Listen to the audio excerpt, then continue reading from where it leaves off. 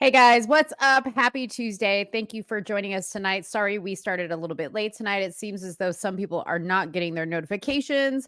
So we just wanted to give it a little bit more time to see what was going on. I still have not received my notification. So something is definitely, I don't know if it's my thumbnail, if it's my topics. It's always something, right? Anyways, tonight we have a good show. We have a lot to catch up on tonight with you guys. We weren't here last Friday, but of course, we are going to cover quite a few things that were missed and that are going on as of late. As always, and probably up until the election, we have Trump and Joe Biden on the agenda. There's just a lot of different things going on with the both of them, from Project 2025 to Stop and Frisk to The View, basically claiming they're going to support Joe. Well, not The View, Whoopi Goldberg. Everybody else is turning on him, but Whoopi says he can shit his pants. I'm still going to vote for him. So we'll talk about that. Then we're going to talk about Bette Midler calling for Republicans to get arrested and for Jim Jordan to get executed. I don't know what is going on that it's suddenly okay for people on the left and all these celebrities to just outrightly say they want to harm people. One of them being our president, the other one being a congressman. But all of a sudden, it is okay. It wasn't okay when we were saying anything, but now when the left does it, it seems to be just fine. And also, as always, we're going to talk about some culture news, some entertainment news, some funny stuff. We're going to get caught up with you guys. So you know the drill. Go get a snack, go get a drink, relax, and get ready for the show. You are now tuned into Somewhere in the Middle with Soonie and Mo. Hey, hey, hey, hey. Hey, hey, hey, hey. Hey, Don on the beat. Hey, I got so many ups. Everywhere I go, I got so many ups. so many ups. I know they plotting against me. I know it's hate, they wanna kill me, but please don't tempt me, cause I got so many glocks. Hey, ain't none of them empty. Jesus said they would hate me too. That's how I know it's envy. I got so many ups. You know, I am not trying to hear anything about us being late when we come on here and there's like 6 people. Okay. Ooh. Okay. She told y'all. I sat for probably over 30 minutes today waiting for Karine Jean-Pierre to start her press conference, thinking she was going to say something monumental. And 8,000 other people waited with me and had the comments blowing up. So you guys, 8,000. yes, 8,000 people. So you guys, if Karine Jean-Pierre, the White House, and Joe Biden can pull those types of numbers, why can't we? Like, what's wrong with you guys, Marlandon? That's what I'm asking you, okay? I just got the notification. Mo with the excuses. Come on now. Ooh, and then she tried to flip it on y'all. Y'all saw what she did? I sat here quiet. I didn't say nothing. I'm not in this. Because Soonie gonna talk about you behind your back. But see, I'll do it to your face. See, everyone knows that's not even me, bro. Nobody believes your lies. All right? They're truths. I only speak truths. No, listen. Yeah. Mo just got this way, okay? I did not. I've been this way. She just got this way, y'all. Remember how nice she used to be? She didn't want to make public comments. You did this to me. I blame you. See, what happened to you? You turned me into this like angry savage. I like how you put angry in there. Angry. You turned me into this angry savage person. She's like, hey, hurry up. What's going on here? Yeah. No, you know what's funny is I know I'm not the only one, because I watch a lot of YouTube, nothing like political or anything like that. I actually watch a lot of like mindless YouTube, like mukbangs and like, couples who prank each other. I like that type of stuff. And, they all complain like about their subscribers and subscribers. I'm about to get under your skin really quick because, and this is not like me bashing on you, but I just want to say this. You guys are so demanding and so needy. And like, I know I'm not the only one, because like all these other YouTubers, they're like, we love our subscribers and we appreciate you guys. And they're making hundreds of thousands of dollars off their subscribers. Okay. And they're saying this. They're like, but y'all are so critical. Like, if we don't talk about what you guys want to hear, all you do is complain. You know what I mean? Bro, Seriously. we Yeah. can't do Like, nothing right. Yeah, you you're can do right. nothing right. You cancel a show because you just need to take a break because, like, mentally, you just can't take it anymore. People are like, oh, you're going to leave us hanging on. Yes. You have a Yeah. duty to your audience to tell the truth. Yeah. But What's I going love on? you. She said, but I love you. I only talk to Do people you I love believe anyway. that? If Stop. I didn't care, I wouldn't be saying this. Really? Is that your Yeah. excuse for that? Yeah. Really? Crypt Keeper, is this the only place to watch the live? You can watch it on Facebook. You can watch it on my YouTube channel, Soonie's YouTube channel, Instagram. I think Soonie has it Yeah, on you can Instagram. watch it on Instagram. Yeah. So you can watch it on Let's We Talk sh- Darling, Somewhere in the Middle, Hot Mike, Sam Cook, all of Soonie's different personalities. They're not personalities. They're I have to hide. I had to Yeah. hide on the internet for a long time. This is no lie. Before I met you, anytime there was a name Soonie attached to my profile, it would right after creation, it would automatically get banned. Mm-hmm. So I had to use Sam Cook. And then I don't know what happened. They just stopped taking my pages down, and I've been able to exist online with Soonie Blanks. But for a long time, I couldn't do that shit. You better knock on wood because they might snatch it now. Oh, they already took my other Facebook page. I don't give a shit anymore. Once I lost that, I said I quit at life. I don't care. Can I ask a question? Because I don't know if I've ever asked you this, What? but how did you come up with the name? Not Soonie, the middle child, but just Soonie. How did you come up with Soonie? Is that like a name? So me and my husband had a gaming channel. And we decided to have a playoff of Bonnie and Clyde. So And he's Clyde because the beginning of his name starts with a K. The beginning of my name starts with an S. So instead of Bonnie, we just changed it to Soonie. So it was Soonie and Clyde. Literally it. You guys are nerds. That's nerdy. That is not nerdy. What?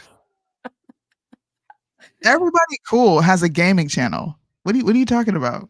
Everyone. Everybody cool has a gaming channel. Anybody who's somebody once upon a time had a Twitch. I bet you don't even know what the fuck Twitch is, do you? I know what it is. It's like Kick, right? No. No? Twitch is like YouTube for gamers. I thought that's what Kick was. Kick might be that now, but that's not what Kick was before. Oh, okay. Wow. Why y'all talking about the people?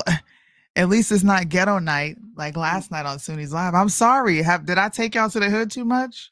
You had ghetto behavior on your live?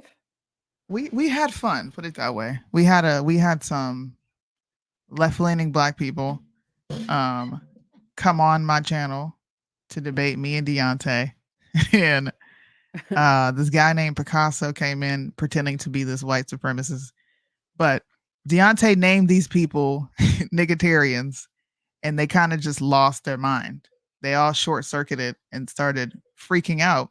So one by one, they came up to let him know what they thought about him, and he was all types of B words, and half white.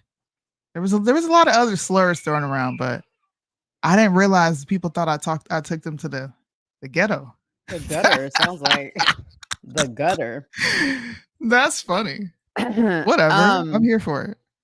Yeah. See, now you know why I don't watch the lives anymore, because see, that type of stuff, I'm not. Hey, everybody who watched was entertained because all of y'all stayed, Barack, while you up in here talking shit, because you was all up in the live.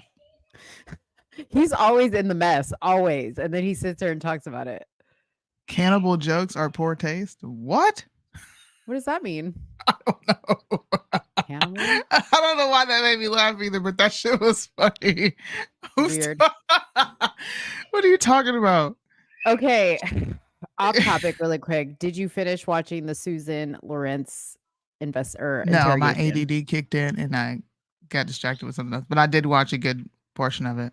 I thought we were going to dedicate another live to that because that's a whole lot.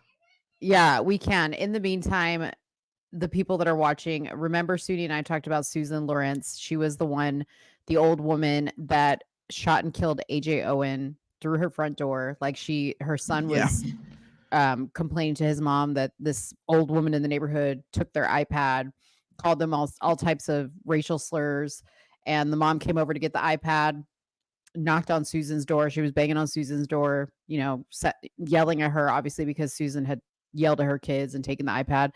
And Susan shot her through the door, shot and killed her. Well, they finally released the interrogation after she was arrested. And I highly suggest you guys go watch that, because if for a second you felt an ounce of pity for this woman, you're not going to feel it after this. No. At least I didn't. And I find, my heart sometimes will go out where it doesn't deserve to be.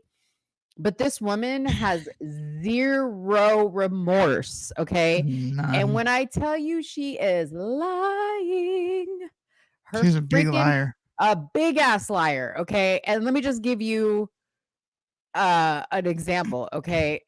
If I were to be interrogated by the police and they were to say, have you ever used the N-word?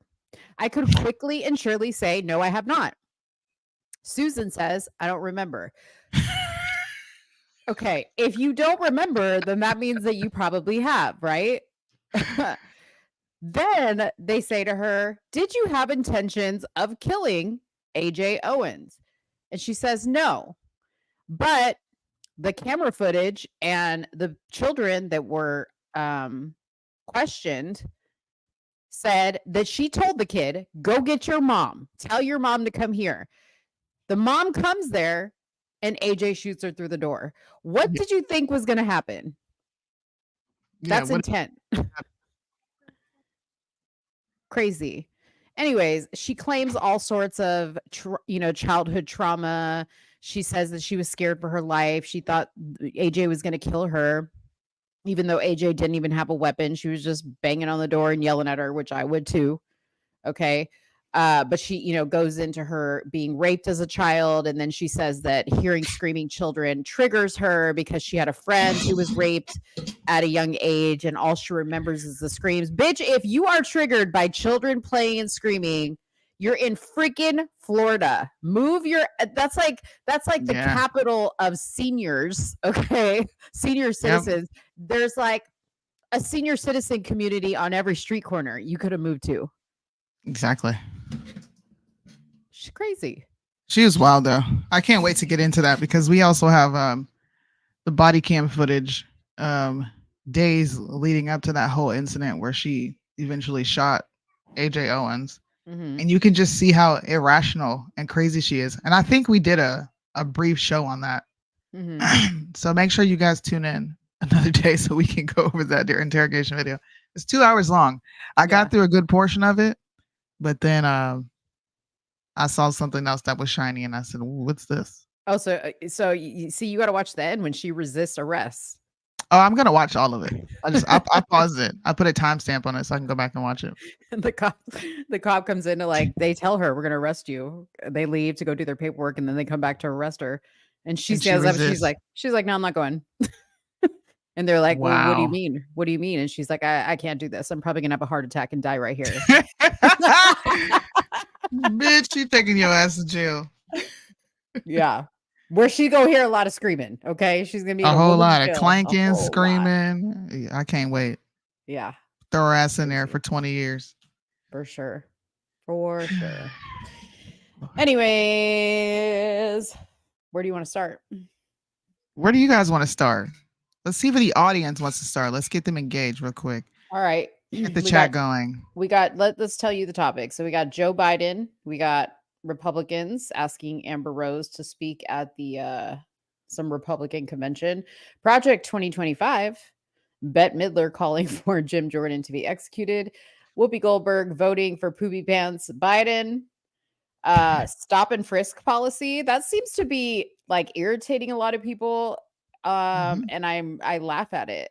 I'm just like, people are that dumb. Like the stop and frisk is actually legal in a lot of states, if you didn't already know. They're only triggered because of the association to Racial profiling.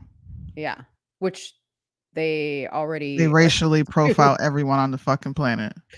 Right. They say white suspect in a green hoodie. And you know what? If they see a bunch of white people in the vicinity with green hoodies, all of them are getting stopped. Mhm. So what's the problem? I would love, listen, the people that complain about racial profiling, I would love to hear one day you have to call 911 because, somebody's on your property. The first thing, because I've called 911 before, the first thing they ask you is, what does the person look like? And if Yep. you don't say the race, they will say, what's the race? We should fake a skit and pretend like we're calling 911 and attempt to tell them Without the what the race. person looks like without the race. Well, and I wonder, like, would the person be like, no, I don't want to tell you the race. They're breaking into my house, but I'm not gonna be racist and tell you the color of their skin. I refuse to tell you that information. That'd be really funny to try to do. Oh man, someone says let's start somewhere in the middle. That was a good one. That was a good one. Okay, well, somewhere in the middle. Somewhere in the middle. Where is that? That would be Bette Midler or Whoopi Goldberg. Whoopi Goldberg. Let's do Whoopi Goldberg. I'll take Whoopi Let's go for it. Goldberg for 500. Yeah, let's put her deranged fucking ass out there. I'm gonna be doing a lot of swearing today. Yeah. Because there's just a lot of nonsense going on. And until I can find an alternative to express my displeasure, I think the F word will be utilized tonight and the B word. Because this is ridiculous. I know what clip you're going to pull up, and I saw that clip. I never wanted to, bro. You ever wanted to hit somebody so hard that their teeth clicked? You ever got in a fight? Yeah, I have. Mm-hmm. You ever been hit so hard that you just like chomp down real quick and you just reconsider a whole bunch of shit? You're like, whoa, life just came into perspective for me. My mouth hurts. That's what I want to do. Some to people Whoopi? just to anybody who has a dumb thought that's clear, that's really dumb, not just I think it's dumb, but it's objectively stupid. Somebody really needs to hit you so hard that your teeth click, and it forces you to think. Well, let me tell you, this has something to do with Whoopi, but let me tell you what just like I opened up my Instagram and this popped up and this forced me to think. So what you're looking at right here is Sharon Stone. What the fuck? Okay, so this is on Sharon Stone's Instagram page. And the reason why I bring this up is because I just want to say to my body, I love you, okay, and all your flaws, because thank the Lord, I do not look like this from behind. I mean, I will take my big booty, my cellulite, okay, any like fat rolls I have over this. Damn. Like, this is disgusting. Like, she's built like a little boy. Like, what? Damn. Anyways. God damn. I'm sorry. I just had to do it because this popped up first and it says sometimes I just have to go from the pool to painting. Jeez Louise, man. All right. That's what she felt like she had to do it. Saved post.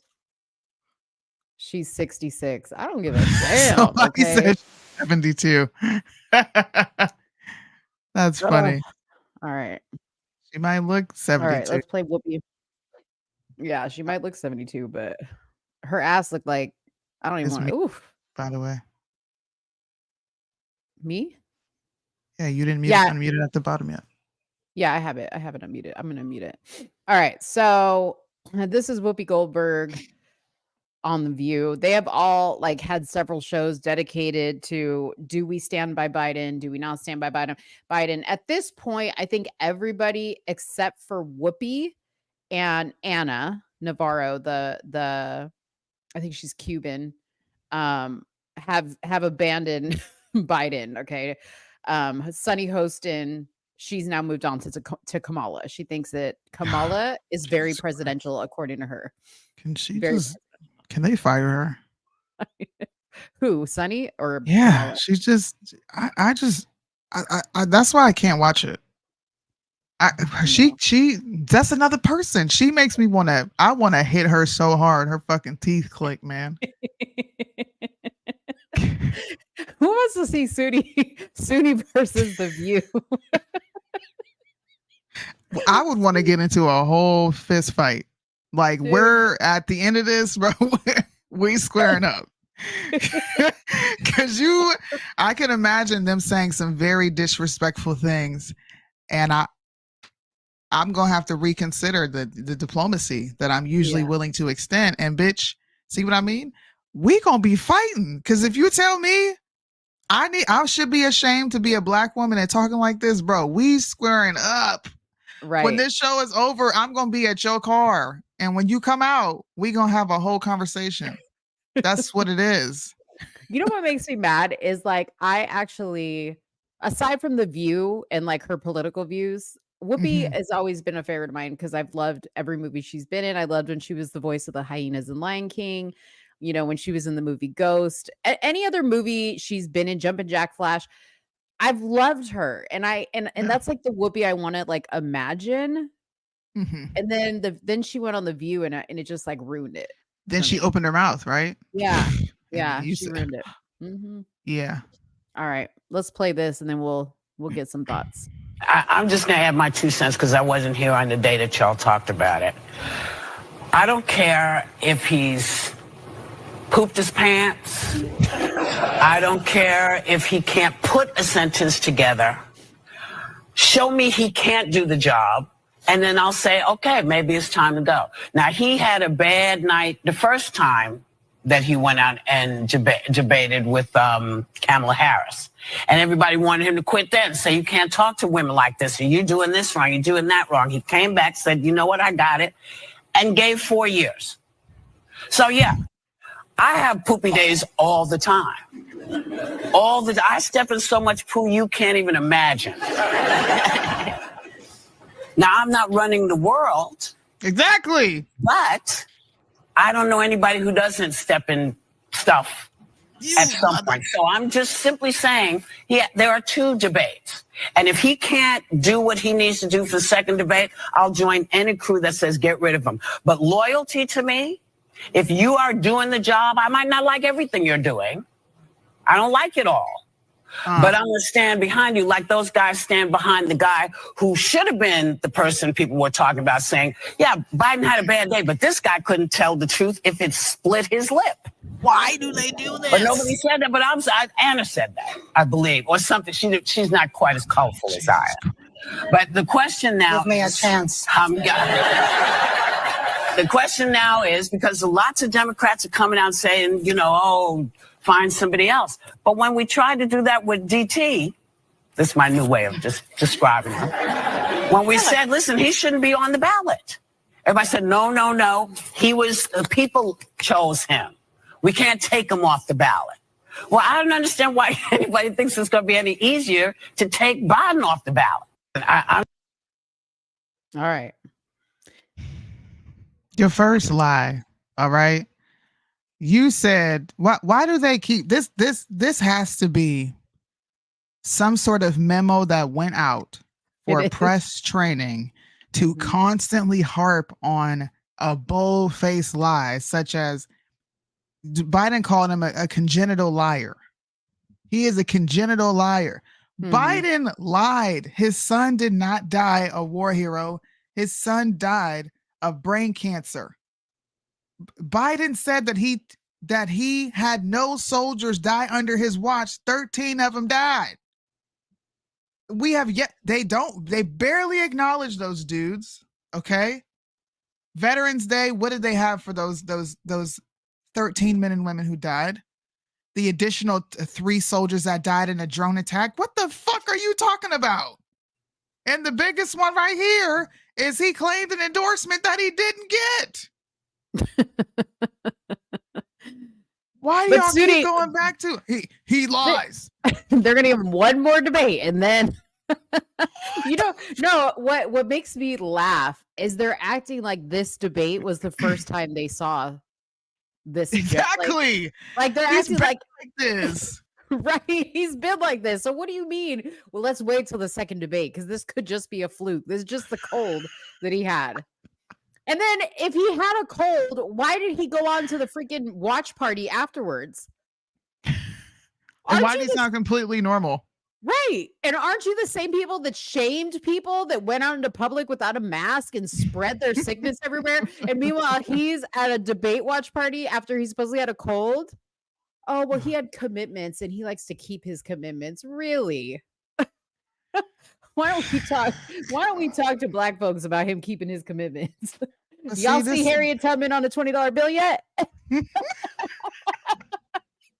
Damn, you took a shot. She still ain't on there yet. No, she's not. He said he was going to do it.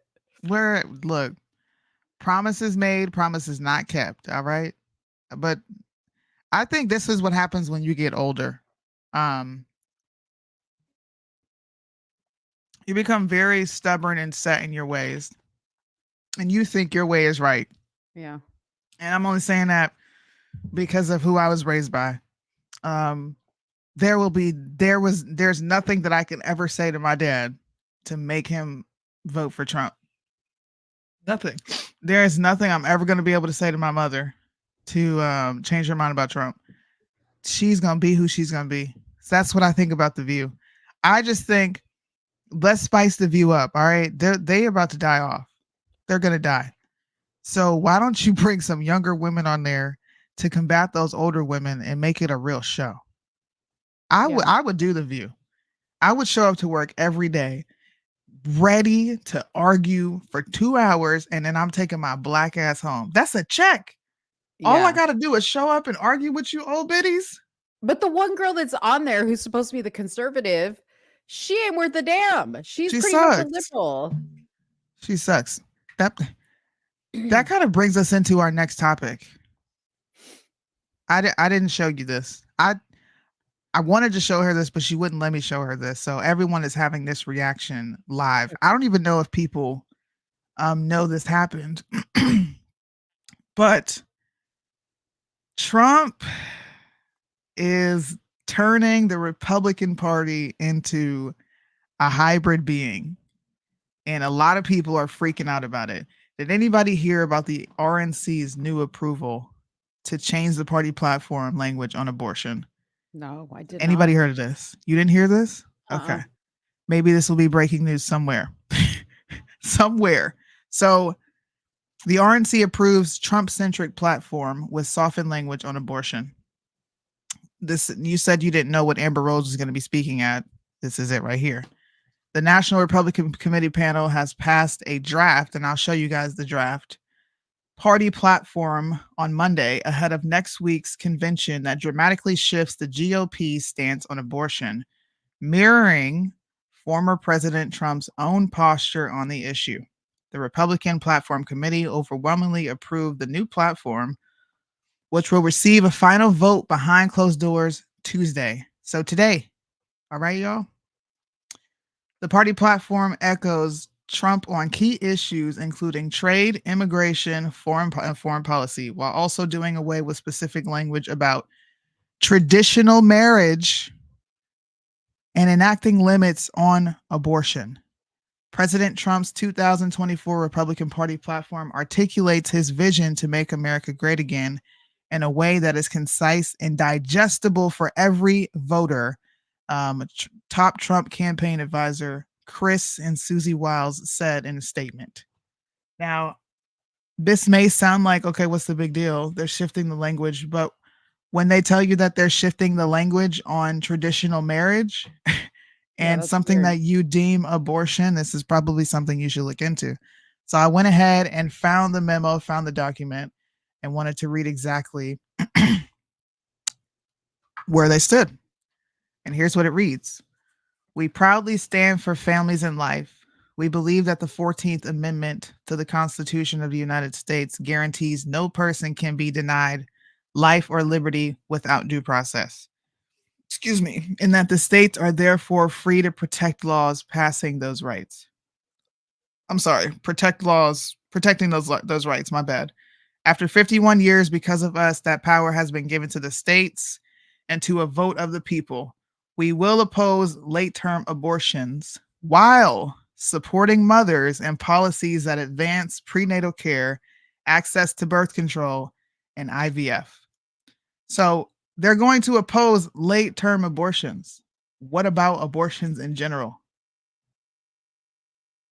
Why is it just late-term abortion now? We can keep So reading. Go wait, ahead. but I'm confused. Okay. So if they say, okay, well, if Trump says, I'm for this going to the states, why do you even have to have this? Why do you even have to make a statement on this? Because they want the population to know that, look, we believe in giving the states their rights back, but we're also going to oppose. It's just a statement. It's optics. Mm. We change the party platform to be more accommodating and soften the language. Like, we will oppose late-term abortion while supporting mothers and policies that advance prenatal care. Why did you need to emphasize late-term abortions when we don't support abortion to begin with, or used to not? They're quoting the 14th Amendment, and no person can be denied the right to life. But you're also saying that you're going to oppose late-term abortions. Why not all abortions? Yeah. Well, that's What are you talking about?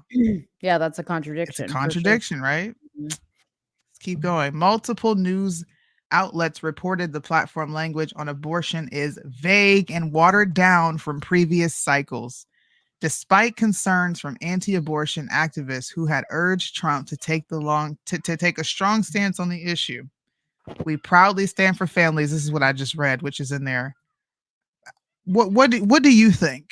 Everybody knows what I think. Everybody Well, knows what I've said. I don't think that people are going to get the Trump that they expected from 2016. He's going to govern in a more moderate, progressive fashion, in my personal opinion.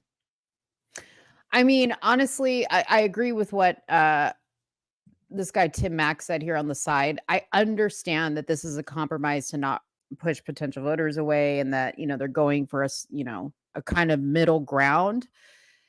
I wish they would have left off the 14th Amendment part, because that is very contradictory to calling out the 14th Amendment and then saying, we're gonna push back against late-term abortions, but we're not necessarily gonna push back against abortions in general. At least that's what our stance is gonna be, right? I think if that was your intention, to be a little, which I understand why he has to do it, to be a little bit more middle ground, whoever wrote this didn't do a good job. They could have said, so, I don't know, they could have said, our preference would be to be against abortions in general, right? It is where we stand, to be, as the 14th Amendment, right to life and liberty, we're against abortions. But I also understand the other side of it, that you do away, or you say you're going to do away with it altogether, and they're going to find a way to do it, and it's going to be not safe. I don't know if this means, I've been hearing about this abortion pill, which I don't know anything about the abortion pill, if that's like the morning after, which I thought the morning after was before there was even a pregnancy. But apparently there's some actual abortion pill that like causes you to go into an abortion. You're on mute. Oh yeah. I'm saying yes, there's an abortion pill, yeah. Okay. So I don't know. I personally, I understand why they did it this way. It doesn't make me happy, but whoever wrote this and didn't write this very well. That's what I'm going to say to that. I mean, I don't really have anything, right? I talked about the party shifting their stance on same-sex marriage a long time ago. The RNC had the party, and I can pull it up. I'll show you. The language has changed on marriage too. Yeah, that's what I wanted to see that too, if you could pull that up. The party platform used to say that marriage was between a man and a woman. Now it just reads, we should respect the sanctity of marriage. All right. Republicans will promote a culture that values the sanctity of marriage. What does that mean? See, that's what does that mean? Very vague. Very vague. But that was changed a couple years ago. But Trump used to be very like black and white on this. He was very black and white. Especially on this. And now it's the sanctity of marriage. But when you say these things, right, and you express your displeasure with everything changing around you, which is what it means to be conservative, right? If you oppose change, you're not down for a very progressive move, and this is progressive. When you can't state what marriage is between, you're leaving it open for interpretation. Now they've already codified same-sex marriage into law. What's next? What differentiates the party? Okay, so let me give a little definition because I looked up the sanctity of marriage, and it says, it is a most holy covenant between husband and wife, and covenant between the couple and the Lord. When done in the right spirit, every couple can have a God-fearing, God-favored marriage. This is the meaning of sanctity of marriage, and how it is regarded by people is derived from the written word of God. The idea that marriage is a sacred or holy covenant between husband and wife. So Sanctity means what it means, but what the And- hell do they mean? I don't know what they mean, but if you look up sanctity, see again, tricky language there, right? Because they use the word sanctity instead of saying, I mean, I'm okay with this. If that's the definition of I'm not. sanctity. You need I'm to okay with that. explicitly state what it is. We're in 2024 where everything is a social construct. It is. There's going to be a working definition to what sanctity is, and because, well, are you saying that gays, they can't be pure because they're gay? Well, then you want to take away their human rights? It's going to go here, there, everywhere. Just explicitly state what you mean. Mm. You know So what? I have now a gripe. Republicans oppose late term abortions, guys, not abortion in general, which is I have a- fucking crazy. I have a gripe now that we're talking about sanctity of marriage, because this is like What? a generational thing that I hear a lot of like younger people doing. Mm. Is they'll be like, "Oh, my wife or my husband, and y'all aren't married. Please stop that. Do not refer. I don't give a shit if you live in a state that recognizes you as a whatever it's called marriage because you've been living in the same house and sharing a bank account. You are not married. Okay. Okay. Until it costs you thousands of dollars and a strike on your record in heaven, okay, Oh. you're not married. If you That's get a how I divorce. feel. But you Yeah. know, when married people say that, they're like, why do you want the government in art? Listen, it's not about the government. It's literally about you making a covenant before God and that woman's family, that man's family, that you guys are together. Mhm. It's pretty simple if you ask me. And most people who are religious go to a church anyway, and they have a bishop sign off on their marriage because you have to have an ordained minister or you have to go before a judge. Mhm. Either way, it's for tax purposes. Yeah. It's for tax purposes. And the government is in every facet of your life, because if you have a child with that person and they decide to go put you on some child support or some shit, guess what's happening? You're getting the government involved. So it really doesn't matter. If you don't want to get married, don't get married.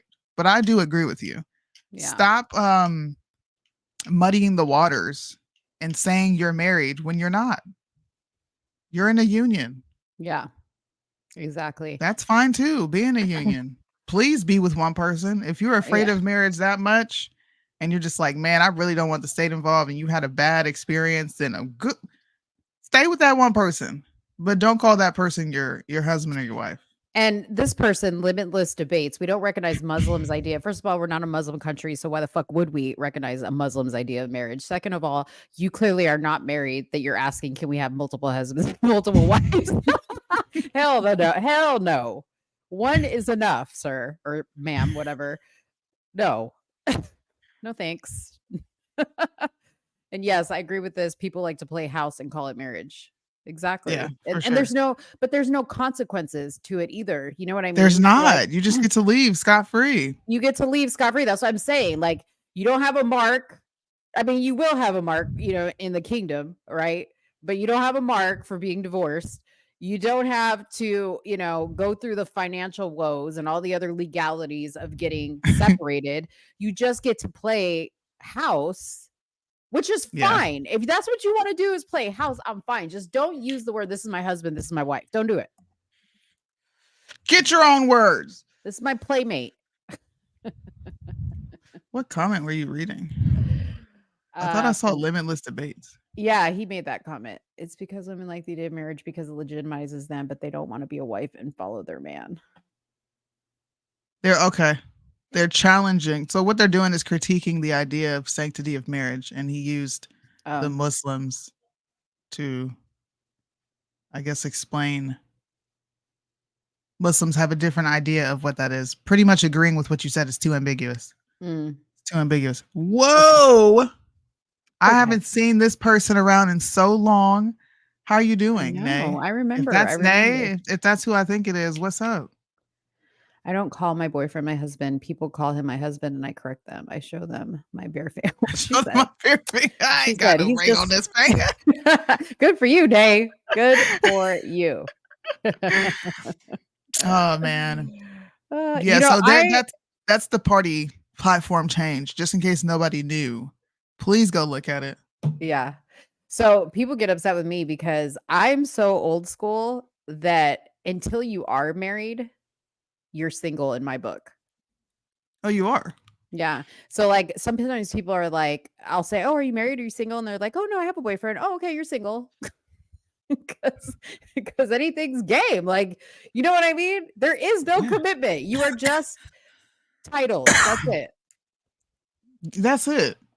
Man, quit playing with marriage, all right? Go do it the right way if you want to be married and you want to be able to walk around and say that. I have pride in the fact that I'm someone's wife and they made me their wife in front of the entire world. We ain't got it. There's no excuse of, I don't want this dating. Man, you play around. Men play around with women like that a lot. I just don't want the state involved. Yeah. Go find a traditional man who is going to make you his wife in front of everybody. What you hiding? That's what I'm saying. And what you trying to escape from hella easy for? You just want to tell me you gonna break up with me through a text, or are we done and you can leave? Hell no. Yeah. You know what's crazy?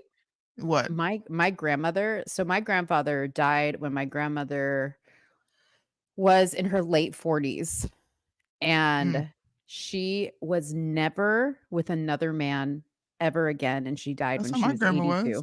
Mm-hmm. Yeah. I asked her, I was like, Grandma, you never had like a desire to be with somebody else? Like, it's not like you were old, like, didn't you miss the partnership? And she had my uncle who is mentally retarded, and she had to take care of him. Yeah. And so that was like her life's purpose. And she said, no, she said, she always said I was married to God. Her, man. Married to God. That's what she said. My grandma was the same way. She died when she was 93. I never saw her with anybody. That's crazy. Ever in life. Honey, I would be like, I was literally thinking about this the other day. It's funny that you bring this up. And I would be by myself. You would? I would. Nope. I'm very picky. I can't. I don't like new things. I don't even like trying new foods. You can barely get me to go out and try a new experience. I wouldn't be able to do it. I couldn't. I would have friends, like, for sure. But it would never be anything romantic or like, no, just company would be enough for me. So I think I would really dive into this. No, I would not have a partner. No, I would still have the same friends. No, Bryson, that's going to be my dog, and I'm going to go hang out with him and his wife. Right? Hell no. I can't. No, there's just, this is me talking now. My husband is still alive, but I cannot really fathom being that intimate with someone else. That's just a lot. That's like sensory overload. That wouldn't be on my mind. See, no. I think, okay, so this is the part that's different, right? Like, your husband watched your kids come into this world, right? Like, they have seen a side of you that even if like they were to drop dead tomorrow, another man were to come along and you were to fall in love, that man will never at least not with, because I ain't got the equipment anymore, but like they're never going to have that experience of like bringing life into the world with you, which is like a whole different experience, right? Like, That's a whole nother, like when you, but like I wonder things, like, how like you get used to, because your husband has seen you give birth, right? They've seen the yeah. worst of you. And so after that, you're like, okay, I can like pee with the door open and do all this other stuff. hmm Um, like I always wonder, like, could I do that again with somebody who hasn't? No. No. Like, No. I think I would, because I'm just that type of person that I just get comfortable with people. No, But dude. like, Can you imagine yeah. having to remember someone else's birthday? Like, I know my husband's order, no matter where we go. I know he's gonna order probably a margarita pizza, something with cheese in it. For breakfast, I know his order for breakfast. I know what he's gonna want for a snack. Yeah. Can you imagine learning all that about someone else? That just does not seem fun. But It's like a okay. big waste of time. But do you also think that it would be like a different era of a relationship, like in a different way? Because let's just say Kyle, this is terrible to say it, use Kyle as the example and like, say this, but let's just say Kyle passes away before, right? Your kids are older and you have no kids to take care of, right? And God sends another man into your life, not with any intention. Look at you roll your eyes because I Because I said don't God believe sent it. God. I don't believe God does that. That's why I did that. Yes, he does. No, he doesn't. God does Yes, not he send people does. your way. Yes, he does.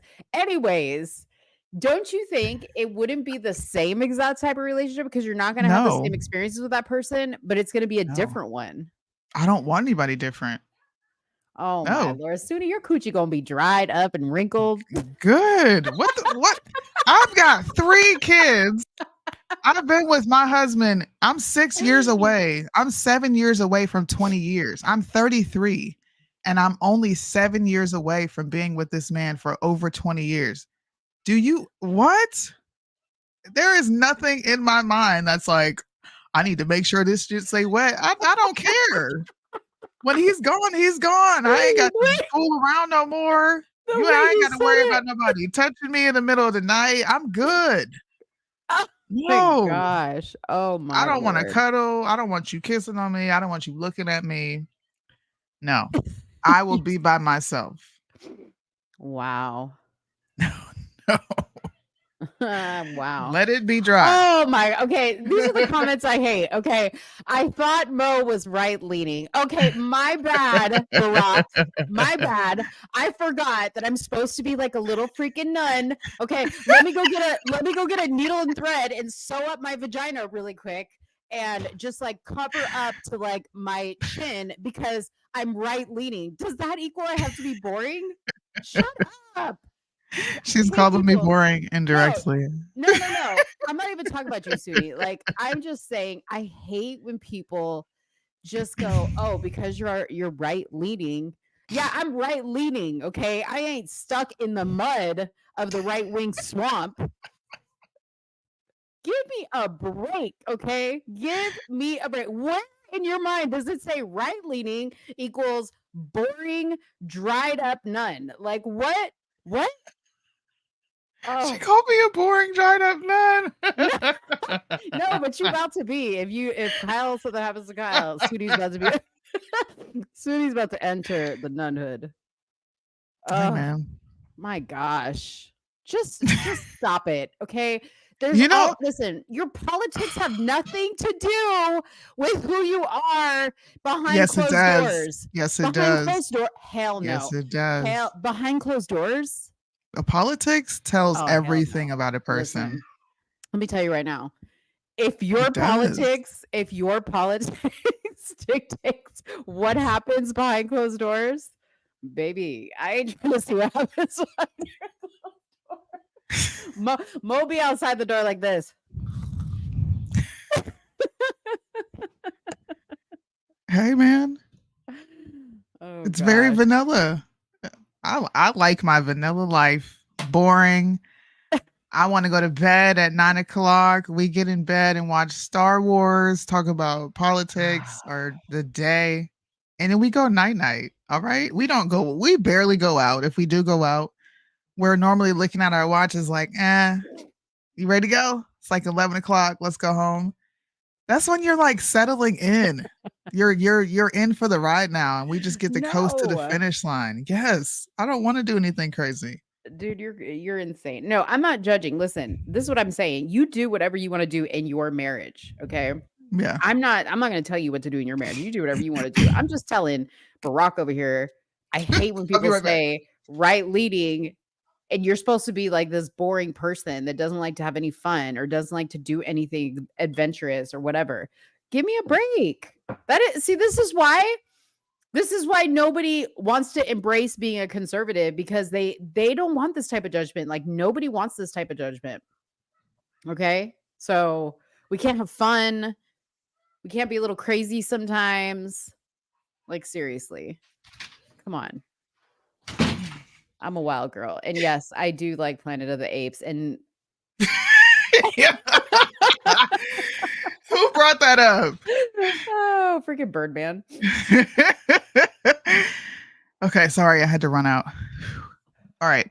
What? This is a nice segue into our next topic, though, because I can only imagine You're gonna bring how up Amber different Rose. we're going to be. How did you know? How did you know? And how much y'all want to bet she's going to be like, Soonie, oh my God, what's wrong with Amber Rose coming and speaking at the RNC? I think that there's right? a lot. No, I think there's a lot wrong with her coming to speak at the RNC. What? But yeah, because it's not the place. Like, I hate that the RNC does this shit. Like, whenever somebody like new pops up and like seems cool because they want to seem cool, they bring them to the RNC. Like, stop it. Okay. Just be happy that she's, trying to turn a new leaf, and maybe she's like exploring her conservative roots. But bringing her into conservative-esque conventions just to be appealing. Hey, Give me a man. break. Bro, my She had kids a are slut about walk to for like. crying out loud.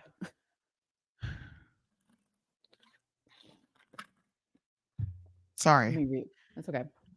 Okay. So Amber Rose confirms pro-Trump speech at RNC in Milwaukee next week. Amber Rose endorsed Trump for president in May of 2024. It's true. This is her quote. I'm speaking at the RNC. MAGA, she wrote on social media. I don't fucking know, man. I understand the move. Okay. Uh-huh. They're trying to draw voters, and she is going to bring the sluts, because sluts vote, and we can't repeal the 19th, so we might as well just join them. I think that's what they said. There is nothing we could do about women voting, right? They know they would never lose a vote if women couldn't vote. They would never lose an election. And they know that the women are going to come out in droves and vote against Trump just because he's saying that it should be kicked back to the states, and specifically because he keeps taking ownership for the fact that the Supreme Court, quote unquote, took their rights away. So maybe she'll bring over those psychopathic, irrational women who think it's okay to do slut walks and be proud that they slept with 1,000 different men. And they shouldn't be shamed for their sexual expression. All she did was bring them motherfuckers over. And I don't feel bad for anybody over here. You want to know why? Why? Because people tried to warn you years ago. When y'all wanted to invite Lady MAGA to the events, well, she's on our side. That's a grown ass fucking man, and you calling him a she. Y'all wanted to invite Blair White over here. Well, she's on our side. And now look, you open Pandora's box, and now the whores want to come over. And guess what the beautiful men of the RNC did? Guess what they did? What? Point me to the sluts. And they said, we're going to invite her on the stage to talk at the RNC. Soonie, I love that you said sluts vote too. I mean, that's a t-shirt. They do. And you should put Amber's face on it and be like, sluts vote, slut vote, sluts votes matter. Slut votes matter. Yeah, slut votes matter because they really do. And I understand that, right? Like you want to, and you said this to me one time with somebody else, and I can't remember who it was, but it was somebody else that I had brought up, and you were like, hey, if it brings them to the right and they start to like learn about it a little bit more, then I'm all for it. And I kind of feel like that with her. And I think I heard Deontay say this on your live the other night, or like a snippet or something that you posted. Yeah. I kind of agree with him on that. If he wasn't joking, I didn't get the gist of it, whether he was joking or if he was being serious. But at the RNC convention, I mean, why don't you give her a little bit more time before? Look, do you, bro? Listen, I don't want to make this picture bigger, and I'm not going to. But she's got a tattoo across her forehead, Yeah. and she's wearing a shirt that shows all her titty. Yeah. Not Well, half, the one she bought. the whole actually. thing. You can see the nipple, the shape, the size. She ain't got no clothes on. What is she gonna wear to the RNC? That's And I'm something gonna I go would ra- wear. What? Are you trolling? No, God said that. I was about to "That's say, something I what? would wear." Behind closed doors, sure would. This is crazy. Not at no RNC I can see convention. Barack is gonna zoom in to see the nipple. Dude, her nipples were weird. Did you see like how far off to the right they were? No, I wasn't That paying was the sign attention of- to how far. See, that's why they That don't was- need to have her at the RNC, because you're gonna have people like you talking about her nipple placement. Hey, who knew? Her nipples going to the right was a indication of where she was going to go. All right, let's play this song with her and what's his name? Forgiato Bruh. Blow. Forgiato Ho. Yeah. Hey, he's a good guy. I like him. I actually like him. All right, here we go. Voting Donald Trump, baby. America needs saving. America needs saving. We voting Trump, baby. November 5th, we going crazy. November 5th, we going crazy. Now I pledge allegiance to vote for Trump. There's a red wave coming, you gon' surf for what? And God I trust to take the devil away. Lock Joe Biden up and throw the key away. Your propaganda ain't gonna work on me. Bidenomics is like you working for free. I demand reparations from every idiot that voted for Joe Biden, boy, period. Period. Sleepy Joe is a fraud. And the bloodbath in the Oval Office. The media is the enemy of the people. The Democrats and the fake news always cheat. FJB, FJB, FJB, FJB, FJB, FJB. This is fucking horrible, man. Voting Donald Trump. I'm That's mad that he. That's some hot fucking garbage.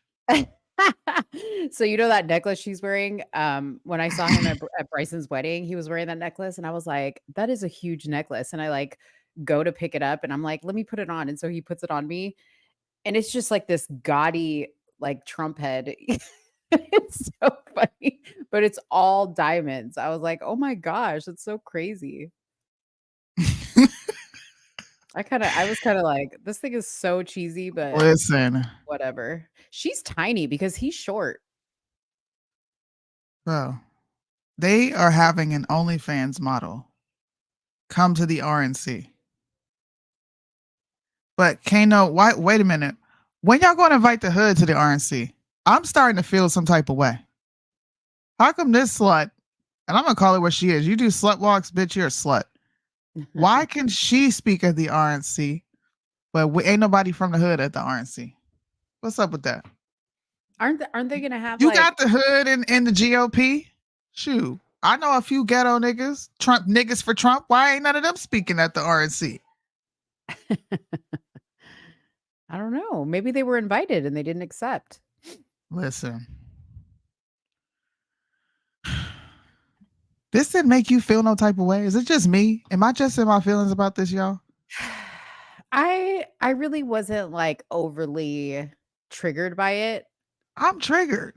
I just think it's funny like how quickly she like rose to fame in the Republican Party. Like overnight. It seems very easy. You ain't really got to do nothing. Yeah, And it I'm is. over here struggling. Why Yeah. I can't go to the RNC? Yeah, I know. It is really odd. But obviously, like Forgiato is like her in because he's kind of in I with the guess. Trump crowd. So yeah. Okay. But it's weird, right? Like they have a slut there. They have a slut there, but yet they won't have Bryson perform at these events because his messages are too controversial. You might as well invite Sexy Red to the RNC. Yeah, You yeah. might as I well mean, bring that part Suki with is the good coochie.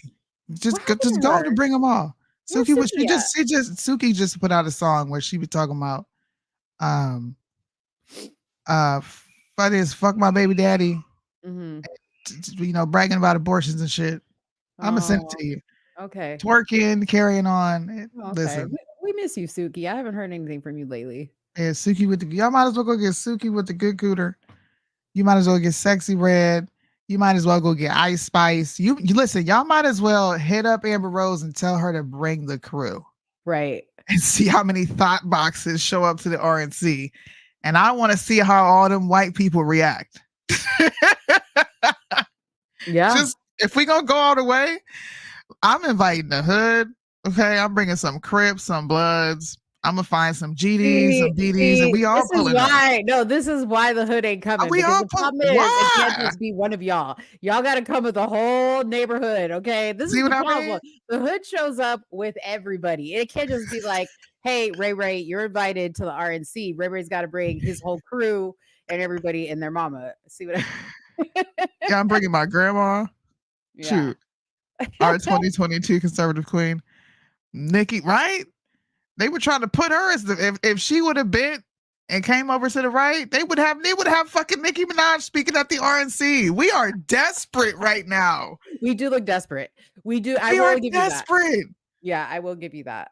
We would be clowning anybody Democrat if we saw them having Amber Rose speak at their fucking convention. We would. Okay, We would be clowning them. Now that's what the hell is she going to talk about? Is she going to tell women how to bust it open? Is she going to teach women how to do the slut walk? Like, what in the hell is she going to talk about?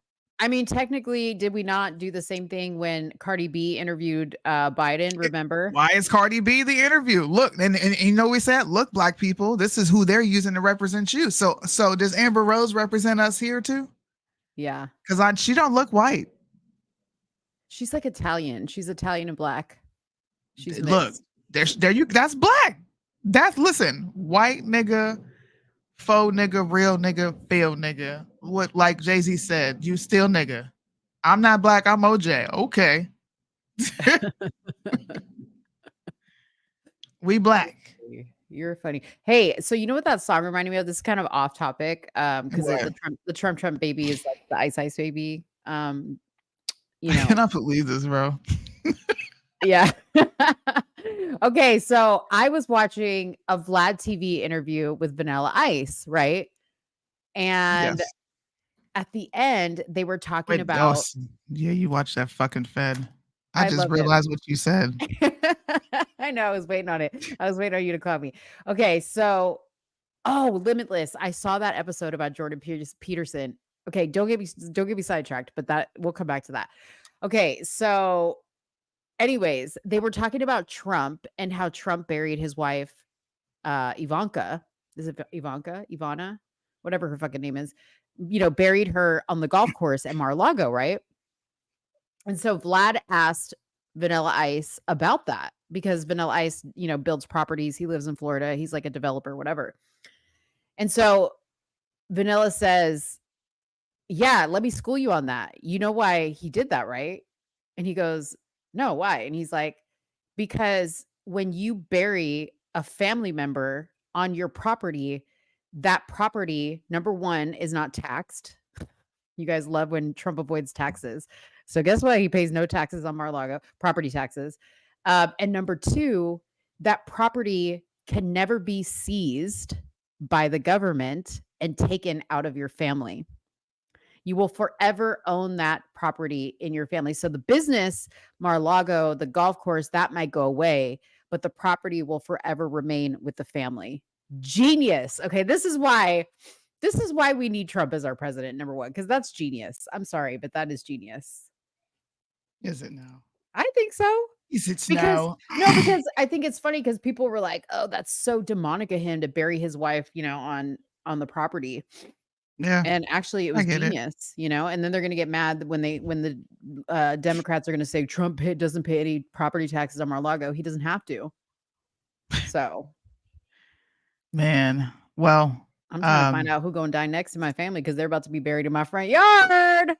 bruh. Bruh. Yeah. I want to talk about this Candace thing, and I want to talk about Nick Fuentes and what he came out and said about, because we're talking about Project Yeah. 2025, right? Yeah. Did I post that video? Let me check real quick. While I do that, let's look at Candace and what she had to say about what's his name? I Jordan just listened Peterson's to this daughter. today. I want to check this out. But what was more shocking was when Nick Fuentes, who is considered the leader of the Groyper movement, wrote this in response to her. He wrote, "Your dad literally called me a rat last week. Thank you for exposing yourself and revealing who you really work for. Both of you freaks should be deported to Israel since you love it so much they can have you." And he attached a tweet from Jordan Peterson, where Jordan Peterson did in fact write this to Nick Fuentes. He wrote, "You, at Nick Fuentes, really are a psychopathic rat." So yeah, now we're in a conflict here. She is calling for the censorship of her father, right? I mean, if you're saying the standard is just calling somebody a rat, and it is not just because it is a phrase that's being directed at Jews, but because calling people rats is wrong, then your father would have to be censored. And so Nick Fuentes raised this obvious conundrum to her. Here's what she wrote back. She wrote back, "Oh my God, were you called a rat? Did that hurt? I work for myself, you loser. And I know that Jews' success is due to their above average IQ. But I'm sure blaming a nation of people for your failings is easier for you." What? Bro, what the fuck is wrong with these people? Oh my God, were you called a rat? This is crazy. This is literally Wild. what do you call it? Like cognitive dissonance right in front of you. Yeah. And I love that Candace exposed this because and by the way, she says at the beginning of this episode, she's like, "I'm in no way trying to like defame this man, but I need to be objective with my opinion and state About the facts." fucking time. Where are all the other Woo! objective journalists at? It's been lonely Mm. out here. Mm. Oh my God. That's crazy. Sorry, I had my Crazy. mouse on something else. I'm gonna play it. Keep going. Yeah. I'm sorry. Like, I'm oh, sorry. my bad. Go ahead. What? So now she's like, "Aha, yeah, you're a rat," or did that hurt your feelings? That just doesn't seem like a stable or a rational response to someone pointing out the fact that your father just said something that you're calling for censorship for. Or are you saying that it should only be censored if it is being directed at a person that is Jewish? She's not clear on that. But what is clear is that Jordan Peterson jumped into this and doubled down on calling somebody a rat. Here's what he wrote. He wrote, "I apologize for calling you a rat, Nick Fuentes. Rats are just animals. They happen to be an enemy of mankind. So they are like you in that regard, but they are merely acting on instinct, whereas you are motivated by a willful ignorance so deep that it's kind of a miracle, in combination with a profound malevolence. So I was unfair to the rats. Hence my apology. Take note, Michaela." He further added, "I don't regret the psychopath moniker, however. You and your followers, I know your type, buddy boy, but you don't know mine." Okay, Oh, so Lord. parking aside the fact that it's written in sonnet form, which is something that I don't quite understand why he's doing that, Jordan Peterson has built himself as somebody who is calm, who is rational, who relies on logic, who is a person who believes in radical free speech. He's now coming to the aid of his daughter and essentially doubling down on calling, this is again a 62-year-old man, calling a 24-year-old a rat. And what is the reason, by the way? Because we should also say what is it that Nick Fuentes said that garnered that response from Jordan Peterson. And Nick Fuentes wrote one word on Twitter. He wrote Jews. Now, what was that in response to? Well, somebody asked the question. We know that Joe Biden is not in control of the White House. So who is in control of the White House? And Nick Fuentes wrote a one-word response. Jews. He's saying Jews are in control of the White House. And that garnered a response from Jordan Peterson, calling him a psychopathic rat. Now, we all know that Nick Fuentes has branded himself as somebody who expressly hates Zionism. He expressly hates Israel. And he is saying that Jews in the White House are now obviously in control because Joe Biden is not. Now, to be fair, the Times of Israel has noted in the past, this is an actual article from them, all the Jews Biden has tapped for top roles in his new administration. This is from... Ooh, they're gonna get you, Candace. You can't use Times of Israel, Candace, because it's left leaning. I just wanted to point that out. Oh, they get me all the time when I quote this source for anything coming out of Israel, and it makes the Jews and it makes the Netanyahu look bad. Oh, Times of Israel's left leaning, Soonie. Find a different source. What? So get ready, because they're gonna come for you. Back in 2021, when Joe Biden first was inaugurated as president. And it goes on to say, Joe Biden filled the months before inauguration day, lining up a slate of cabinet secretaries, assistants, and advisors, many of them Jewish. It goes on to give us a rundown of all of the Jewish names, all of the Jews that they are saying are in his cabinet. You have Anthony Blinken, you have David Cohen, the CIA director, you have Merrick Garland, the attorney general, you have Avril Haines, the director of national intelligence, you have Ronald Klain, the chief of staff. So it seems a weird tweet for him to be so disturbed about. Now, again, it's likely because Nick Fuentes has a very long background of focusing his attention on Israel and Zionism, and that's what he is reacting to.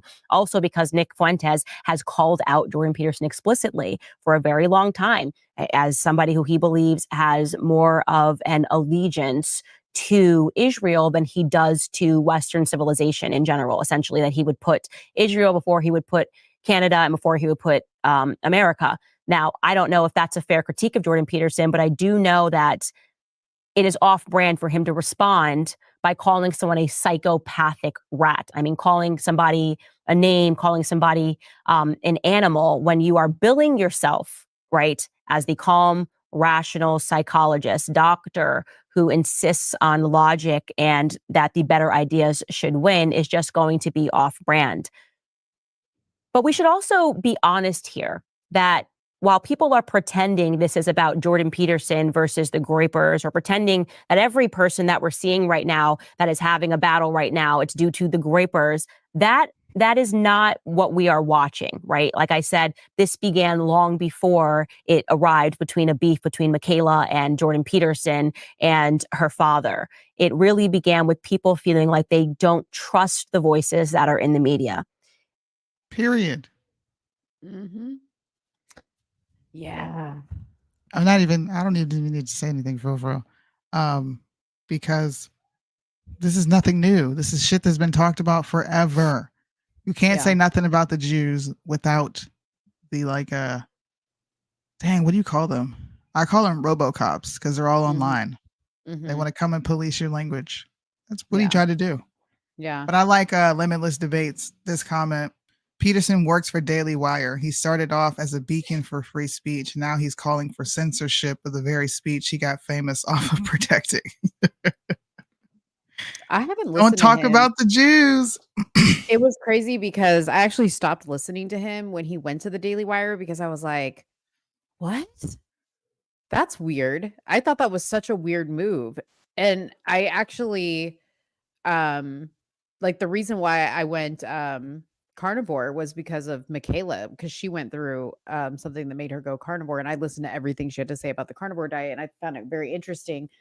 But somebody said something about Andrew Tate going off on her. Did you hear that? I didn't hear that response. I He don't know said if it was smashed her. That means he fucked her. Oh, smashed her. Okay, my bad. I didn't hear that. I thought he meant some other type of smash. See, I'm so old. Yeah, you can't make a single blanket statement about any other race. You can make a single blanket statement about any other race, but the Jews are off limits. I've been saying this for so long. I used to host lives and say, Why can you talk about your Holocaust, but blacks can't talk about slavery? And I got called all types of crazy things. But you know what? It's here now. And because of all these ridiculous things that are happening, Blue MAGA has been trending on social media for like 3 weeks now. And they've coined themselves Blue MAGA. They're liberal MAGA voters. So they're Democrats that are turning towards Trump because of all this ridiculousness that we're seeing in this country. Is that a good thing or a bad thing? Is Blue MAGA a good thing or a bad thing? I don't know. It's like the Amber Rose thing. It's like, it is what it is. Like, let me see how down you are before I don't know. So you got to test them out is what you're saying. Yeah. I mean, it seems like, God, it's like the 1 minute, this is what kind of tells me Trump is going to win, because everybody's moving over there. Everybody's like, all of a sudden, all these people came out of the freaking woodwork. Like, Trump is the greatest. He did this. He did that. Like, where the hell were you guys when shit was shitty? But you look, check this out, because this picture just made me think of something.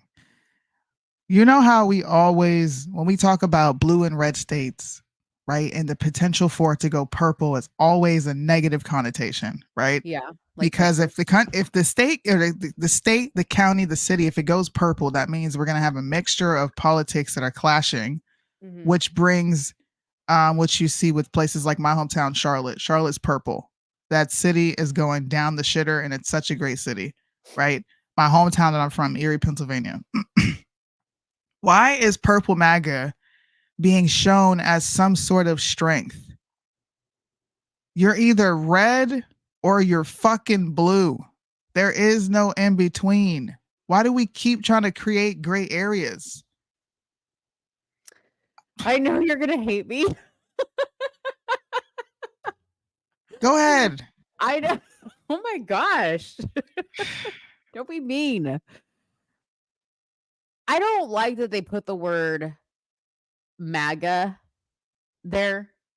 I like the vision, right? Not the vision of the black and white arm, but the vision of coming back to a world where we had just being citizens and being Americans as our common denominator. Yes, we all have different beliefs, religious, whatever, what may have you, right?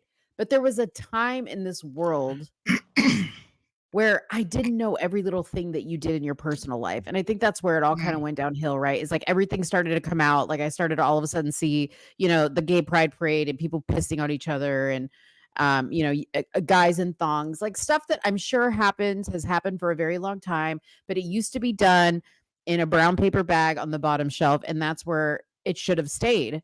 But now with the internet, everything's out there. So we know what the sluts are doing. We know what the gays are doing. We know what the conservatives are doing, what the left is doing, all with the, the celebrities. And I think for me, this visual is just, can we just get back to what I just described? I don't like that they put purple MAGA or a color to it or whatever. Let's just get back to being proud Americans and having some character. You know what I mean? Like, that's all I'm saying. Be a dirty slut in your own time. I don't need to know about it. I don't need to see your ass cheeks shaking on the internet. Shake them in your bedroom. Oh my God. Yeah, purple MAGA somewhere in the middle. See, Soonie, our show name is going to be. No. Don't you dare invite the purple MAGA people here. They're not going to like me. I think that's what you want. See, look, low key. I want purple MAGA. You want purple MAGA here, so you can have a bunch of people in the chat that are scared of you are going to use your rhetoric. The narratives that you like to build around me. They're scared to disagree with you, so everything is Team Mo. Is that why you want the purple MAGA people here? No, because a lot of the people that are in this chat disagree with me, as you can see. They're all for you. Listen, they're all for your what is it that Deontay says? Your Christian ethics, nationalism, Christian nationalism. You're all for your Christian nationalism ideology where you just want everybody to be Christian and everybody to do shit right. Everybody to be a button-up nun, be vanilla. No, listen, I'm not trying to pull Soonie anywhere. Like I just said, I think it's great that she does what makes her happy, and it should stay that way, as I should do what makes me happy, and it should stay that way. What I don't like is now we're in a world where what makes me happy, I have to hear you say that you accept what makes me happy, and therefore I can do it in front of you and your kids at a family picnic. Okay. So can you, if we could, give some, like, when you think Blue MAGA, what are some names or what are some words that come to your mind when you think Blue MAGA? I have a bunch that come to my head.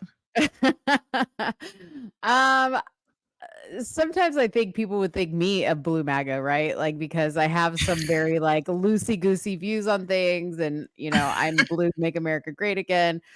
I honestly, you may not believe me, but I don't like the titles of the Blue MAGA and the Red MAGA and the conservative, and I hate it. I am so over it. It's exhausting. It's exhausting to me.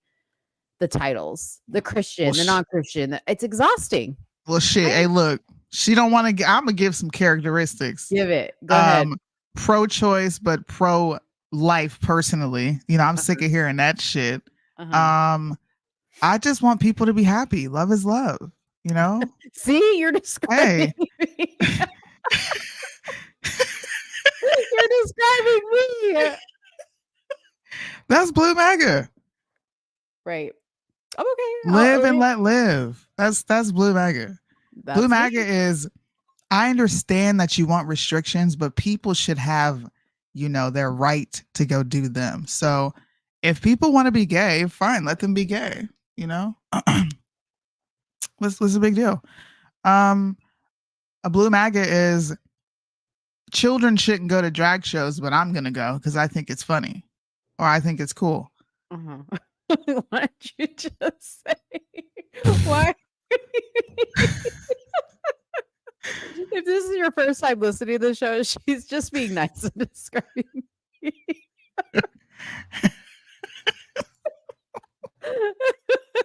You see how nice Soonie is? Like, this is what we do. I said boring button-up nun. Soonie's like, she's talking about me. And Soonie is literally describing me in every point of Blue MAGA. Continue. Yeah. Listen, I'll go to Pride. Yeah. But I don't think children should go to Pride. And I think they should be able to have Pride Month, but put some clothes on. Yeah. Those are like, y'all are against immigration, right? Yeah. There's some things you draw a hard line on. You're against immigration. I think you guys pick and choose when you want to be racially sensitive. It depending on how the wind blows. And you know exactly what I'm talking about, don't you? This is so funny to me. This is so funny to me. That's Blue MAGA, bro. Yo, I'm about to change my whole channel's name to Blue MAGA. You're Blue MAGA. Yeah. Blue MAGA, a California MAGA, is fiscally conservative, but not pro-choice. Yeah, Blue MAGA is like Blue MAGA thinks everyone deserves a seat at the table because everyone is unique. And the rest of us are just over here like I think I'm between Blue MAGA and Purple MAGA. You're Blue MAGA all day. Blue MAGA Mo. And together y'all motherfuckers make purple. We're gonna have a lot of purple states running around here, yo. And it's gonna come under the guise of coexist. I'm telling you, you guys are ripe for the new world order because you don't want to take a stance. You don't. Oh man. I don't want to go too hard here, but I'll go too hard here, and then there's something. I'll be sensitive here. Mm-hmm. Man, that is like that's what this is. After we get done, if someone had to like draw out how you voted. Let's just say you're a representative. Yeah. And we wanted to draw Mo's voting history. I mean, it would I've be been a disastrous picture of a bunch of crap, actually, different designs and patterns on this picture. Actually, I voted for Bush, then I voted for Obama, then I voted for Trump. Yeah. Mm-hmm. So exactly what you said. What if Trump was a Democrat? If Trump was a Democrat, would I have voted for him? And he's I talking mean, the same stuff he's talking now. Obviously, according to my voting record, I vote by what I hear, right?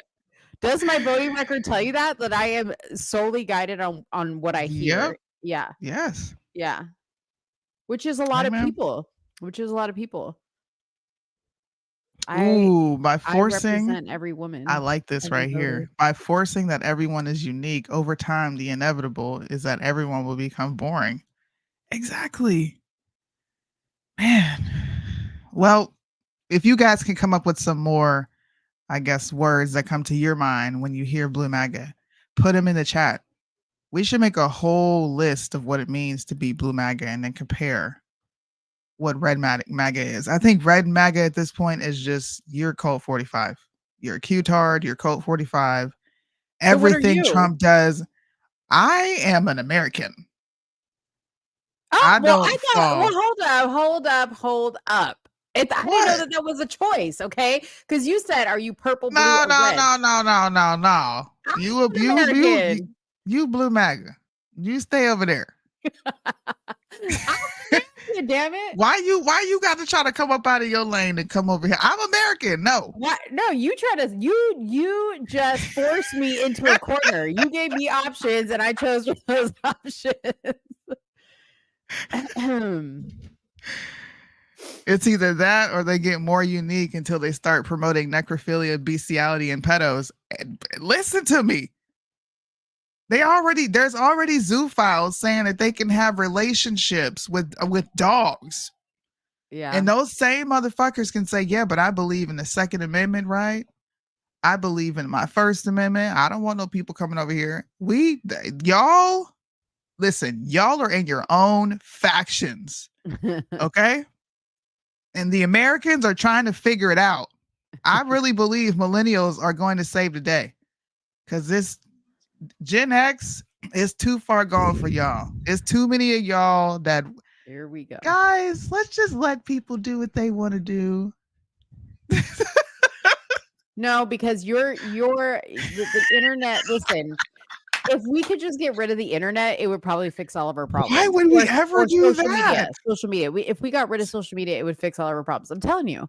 Listen, this is why I'm going to tell you right now, there's going to be a whole bunch of people watching this show right now that are going to be mad when you get to heaven and see me on the same side of the gate as y'all. Okay? Because you're going to be like, how'd you get in here? And I'm like, I was just a good person. And then you find out that's all you had to be to get in the pearly gates. I mean, come on. You know there will be people who are called lesser in heaven. Don't leave that out. So you're implying that that's I'm trying to be called great. That's what I'm trying to be called. I want to be in this next life we're going to inherit. I want to be the one dictating the shots next to God, telling the rest of y'all how you should be. I think that would be fun. So what you're saying is I'm going to get behind the pearly gate and then God's going to be like, but you lesser. I'm going to be like, what does that mean? The Bible said it, not me. I didn't say it. I got to get in a different line at the buffet every night. What does that mean? I don't get wings like all these other people. What does it mean? Lesser. You don't get to go to the priority line. That's what it means. Priority line for what? I get to cut the line at the post office here. If you show up in uniform or pregnant, you go in a different line.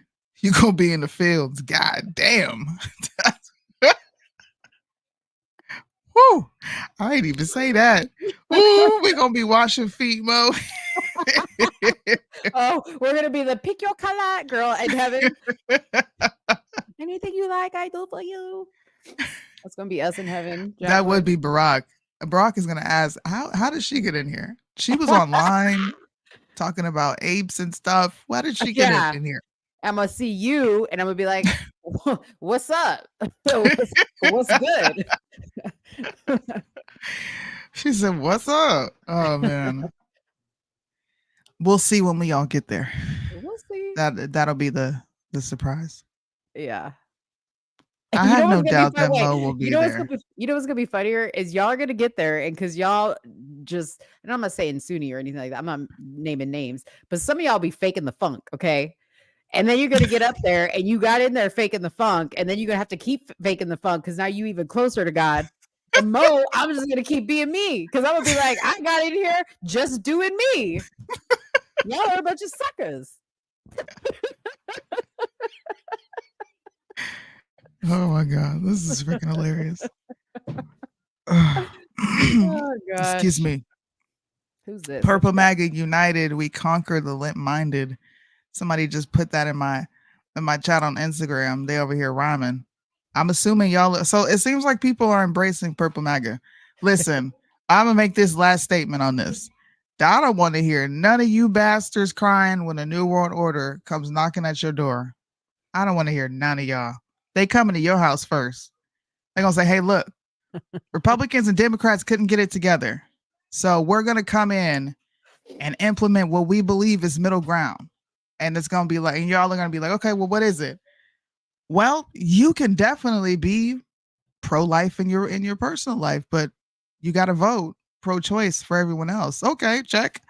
And you also need to blur the lines on what men and women are. Okay, if someone wants to be called a she, just please respect their pronouns. It's just words. It's not going to take a whole lot out of your day. And y'all gonna be like, okay, I'm gonna call him a she, even though I know it's a him. The new world order is coming for y'all, and I'm gonna die. And I'm You gonna know be why? like, and I'm gonna be 'Cause- like, who gonna make me do it? No, you're not. Who gonna check me, boo? That's what I'm gonna say. Who gonna check me, boo? Yes, I am. Because dude, I'm you don't know dying, me. bro. I'm a habitual line stepper. Okay. You come to me talking about I gotta vote this way and say this, that, and the other. If you tell me to do something, I'm gonna do completely the opposite. It's that or death. Who gonna kill me? The powers that be. Oh God, please. Is that or death? Whatever. She don't want to answer. Listen, No, she don't want to answer. Whatever. listen, the quicker I get to heaven, so I can be there, just standing at the pearly gates, like, you didn't think I'd be here, did you? Oh man. Well, this brings up our next topic, which is Project 2025. And I'm not going to get too much into it. I want to hear more. So Mo talk, because you guys have heard me talk for a full week about this. I know you're sick of hearing me run my mouth. I will give some opinions, but I want to hear your perspective. They've already heard me talk about this countless times. You know, so you guys know that, like, I think a show or two ago, I really didn't know much about Project 2025. I think Merlandon like filled me in on it, and then I went and read up on it. And as I was reading it, and this was like before Trump came out and basically is like, I know nothing about Project 2025. You know, I have nothing to do with it. I was looking at it, I was just kind of like, well, what the problem is? Exactly. What's the problem be? What the problem is with Project 2025. Like, I really didn't see the problem. And then when he like disavowed it, I went back to it because his specific post said, I know nothing about Project 2025. I have no idea who is behind it. And I disagree with some of the things they're saying. And some of the things they're saying are absolutely ridiculous and abysmal. Abysmal. I was like, I didn't see anything really abysmal.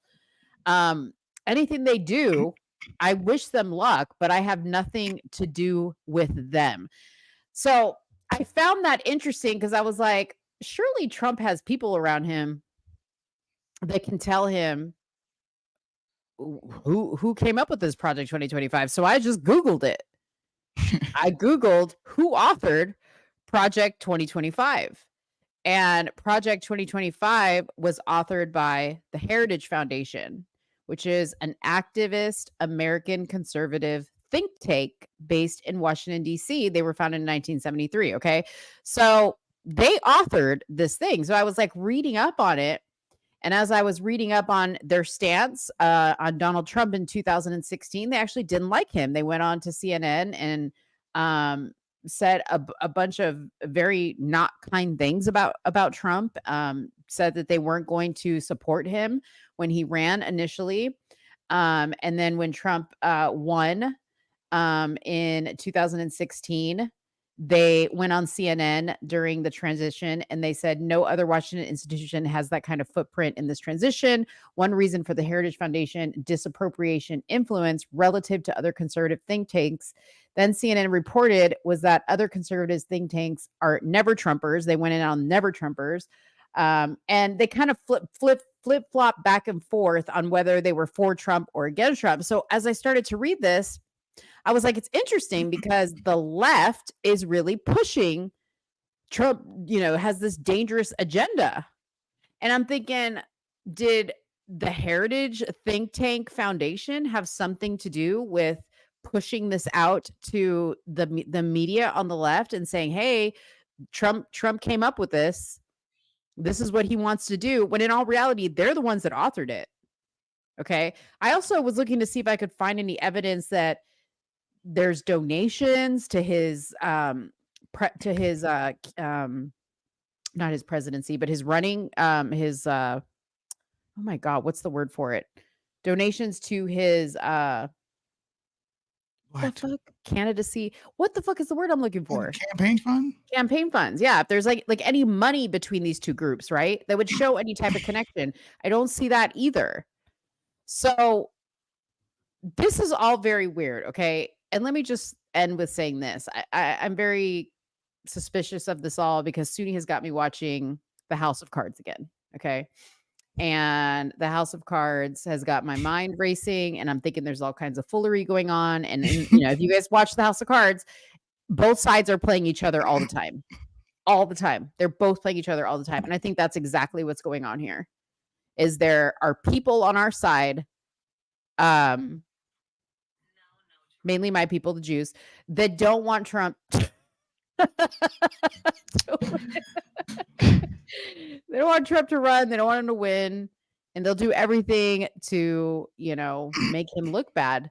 But I still find it interesting the way Trump worded his post when he said, I don't have anything to do with them. I wish them luck. Why would you wish them luck if you think what they're saying is abysmal?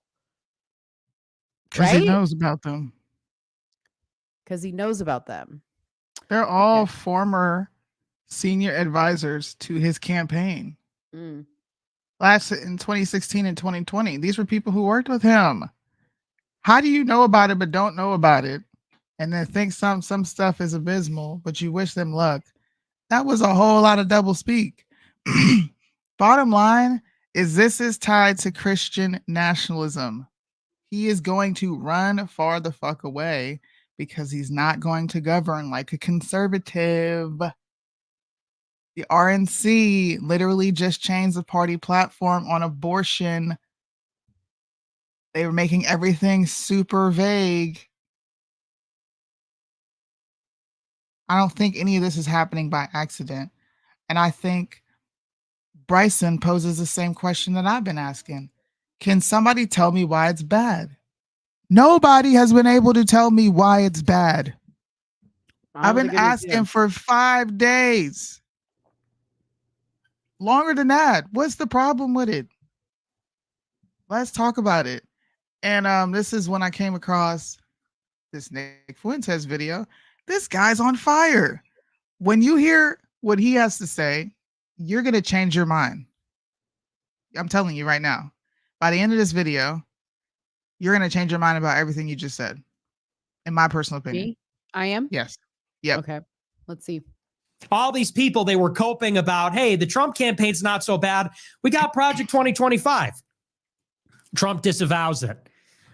And I saw some people say, some of them I'm friends with, they said, hey, guys, it's okay. It's fine because he's only disavowing the policies, but they're still going to take the personnel.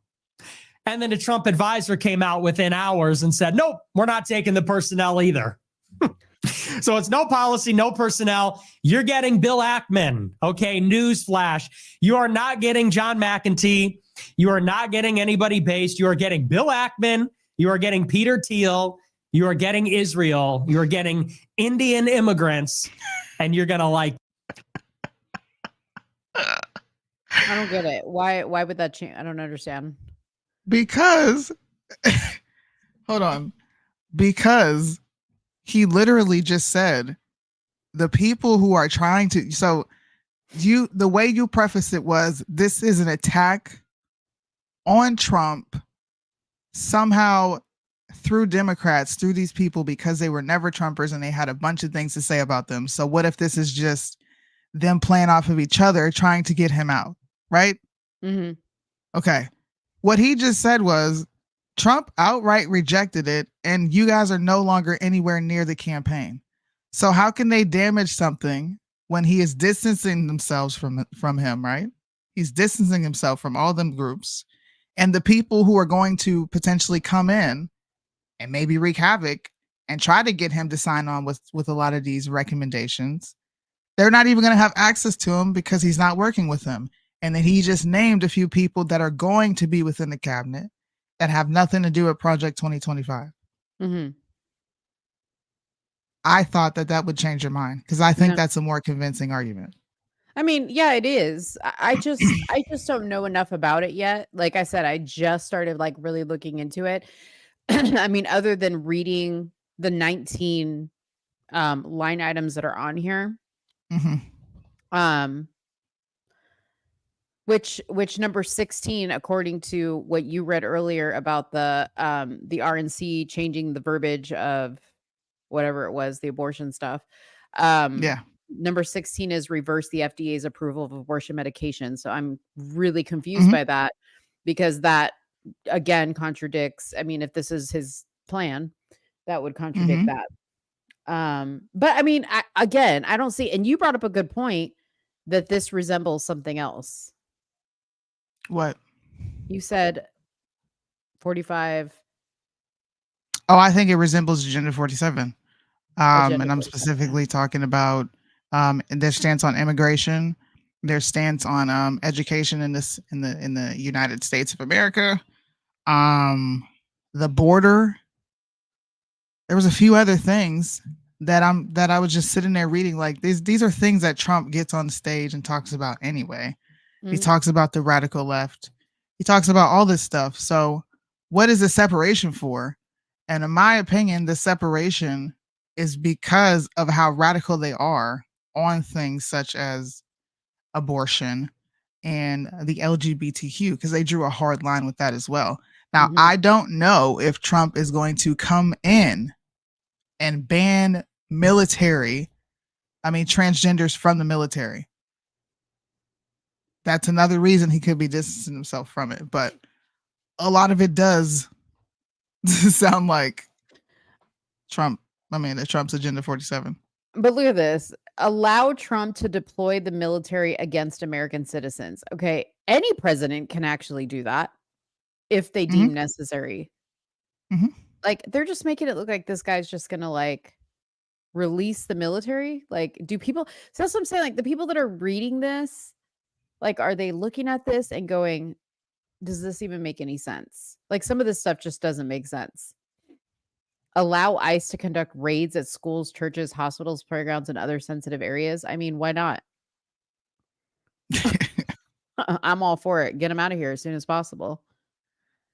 That's where they'd be shooting people up, right? They'd be shooting people up at schools and churches and hospitals and playgrounds. So why not raid it?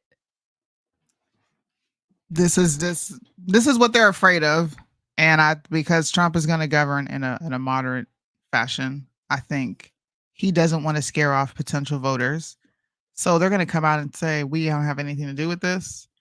We're drawing a hard line, and the people that you think are going to be associated with potentially making these recommendations and policy changes come true are going to be nowhere near my cabinet. So I'm kind of disappointed in Trump. I wish he would have just come out and say, you know what? I do know this group. I do know this organization, but I don't have any plans on joining together with them during my presidency. And you could have left it like that. You could have left it right there. But you decided to lie. That's one thing I can't stand about Trump, bro. And he just tell the truth, man. Did somebody write that for him and he just didn't even fucking say, no, I don't like that? Did he? I mean, I would. I hope don't that he think would- nobody does anything for that old fucker. I don't think he know. allows to let anybody do that. I think he has control over his tweet, his X profile or whatever, his social media. Yeah. But I think there's also other people that can post stuff on his behalf. But again, I don't think that's an excuse, because I think that, Yeah. you know, it's your profile. Like, you should know you're a potential future next president, past president. You should know what people are saying on your behalf if that's the case. So yeah, weird. Interesting. We'll see. I think a lot of what's already in Agenda 2025 is definitely going to happen in his presidency. But listen, when you're trying to gain votes and you have something extreme although I don't think it's extreme, to somebody who's not a Christian and doesn't draw a hard line on a lot of those things, that sounds crazy to them. But I think a lot of it is going to happen. I just think the things that we want to happen within Project 2025, I don't think they'll happen. But that's what do I know? Here's another clip of Nick Fuentes. Absolutely, he's torching conservatives on this, man. Picture this. So let's say you're John McEntee. Let's say you're James Bacon. You're with Donald Trump from the beginning. You're with Donald Trump since 2015. You're there when Trump is hated by everybody, hated by the party, hated by Fox News, hated by the media. You're there when Trump tells the Jewish donors, I don't want your money. I don't need your money. I'm a self-funder and I'm going to build a wall. And George Bush brought down the World Trade Center and he's a war criminal. And imagine you're these guys and you're with Trump when the campaign is three people, Trump and a few others. And he's organizing rallies. You're doing it all yourself. Imagine you live to see everybody quit the Trump campaign when he says they're going to ban Muslims, because they did. When Trump said he was in favor of a Muslim ban in 2015, everybody quit the campaign, except for the loyalists like Bacon and McEntee. They stayed on. Imagine you're with Trump through 2016, through the primary, through the convention, through the Billy Bush tape, when another dozen people quit. You're with Trump through the first term. Things aren't going so well. Trump betrays the loyalists and hires all the RNC people that he defeated, but you stay on. You come back under McEntee in 2020, you start to fix things. Trump gets thrown out of office. It looks like it's over. Everybody's unemployable afterwards. He gets impeached. They're criminally prosecuting him, but you stay in.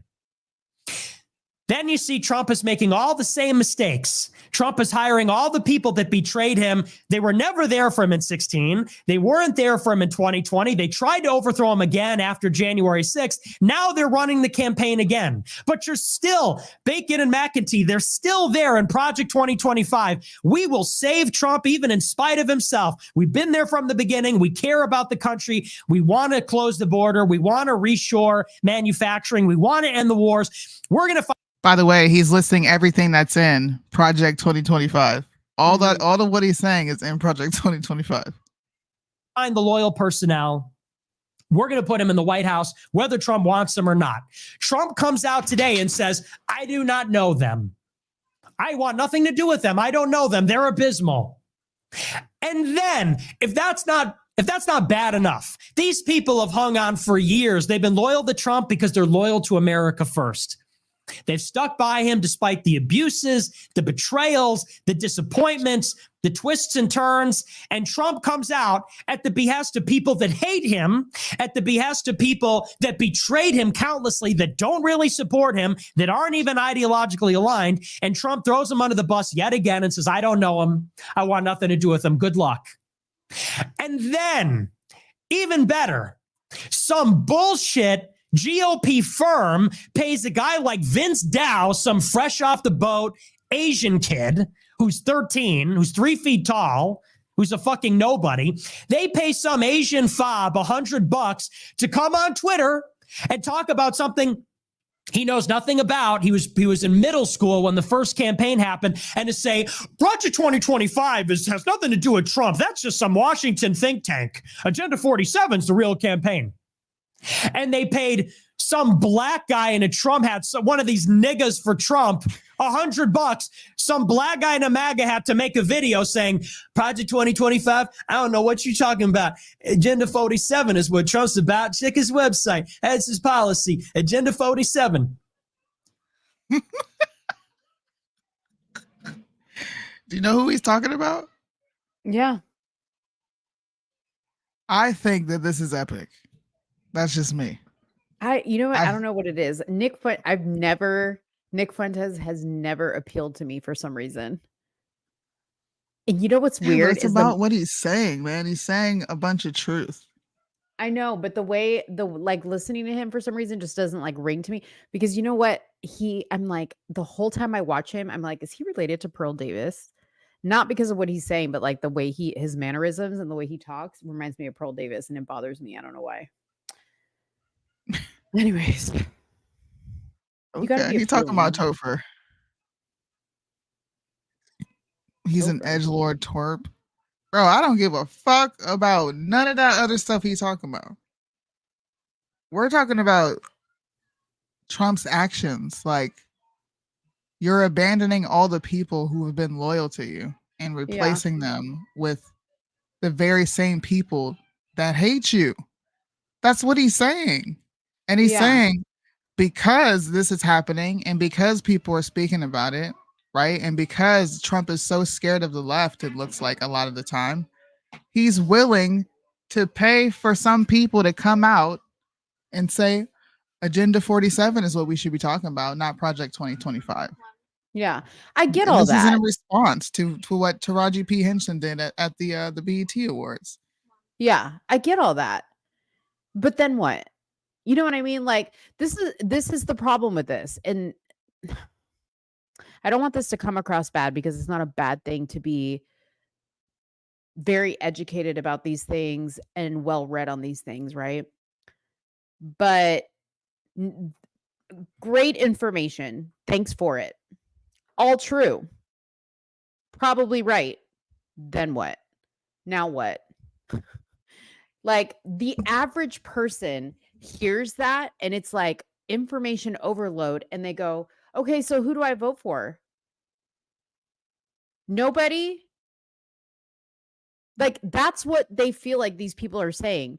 Like, you know, Nick was pro-Trump for a long time too, and now he's like, well, no, these, you know, I don't know if he is or he isn't, but it's just confused. Like, I get that everything he's saying is true, but it's like, just simplify it. I think that's why I can't listen to him, because I think maybe I'm not smart enough I'm not part of like the very intellectual group of people that explain to this extent. I'm just like the average person. I'm the average person, and I think like the average person, and I probably vote like the average person. You know? So I'm not saying anything against what he's saying. What he's saying is great. It's very informational, but like, I just can't. He just has never appealed to me. It has nothing to do with like his white nationalism or anything like that, because I could care less. But like, he's just never appealed to me, like, for information, if that makes sense.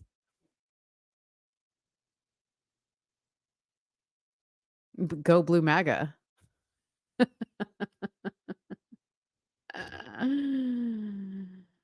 I'm not the smartest, and I understand exactly what he's saying. Yeah, but you know what? You're like a little bit more into this stuff than I am. Like, I like to talk about politics, but there's some people that like live in politics. Like, they live reading about this stuff. I'm not that person. Like, if it interests me enough at the time, I might look into it, but I have to come to that. Like, somebody talking about it is not going to interest me in it. That's just the way I work.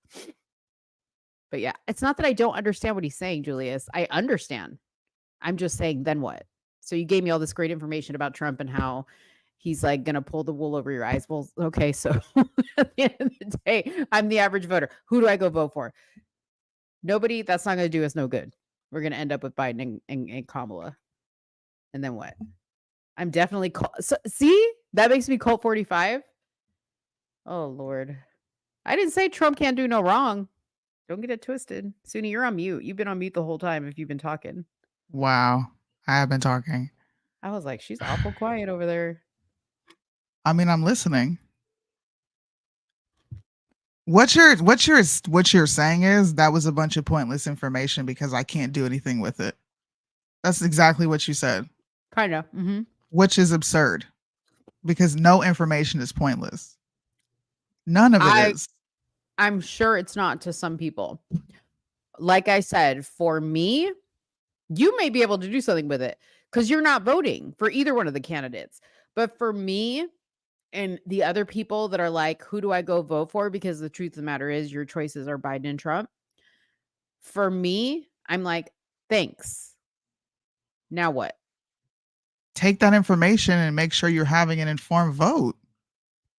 Then you understand exactly what you are and are not voting for. This is somebody who's like, hey, look, Trump is trying to distance himself from the very people that were loyal to him and his time of need. Uh-huh. Now to go take that information. Do I want to vote for Trump based on this? Or do I not? Yeah. If you can't use that information to say, okay, I heard what Nick is saying, and I think he makes a valid point, but I'm still going to vote for him. You're still taking that information and making a decision with it.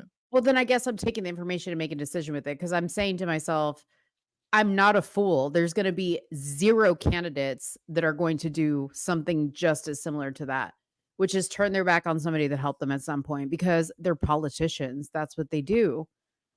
So this is the election of the lesser of two evils. It always will be. It doesn't matter who the candidate will be. It'll always be that.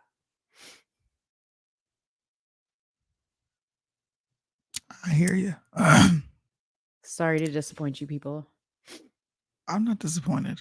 No, I'm talking about the people in the comments. Oh, living in politics is a trap. The more people live in politics, the more you give permission to governments to act like they should be involved in your life. I think that's a pretty dumb statement. Being involved and being informed is not living in politics. I have a life that I very much so go live. I'm sure Nick has a life that he very much so lives when he's not reading something. I think people have accepted this like passenger seat ride in America. And I think that's why the country's fucked up, because people would rather remain in a passenger seat.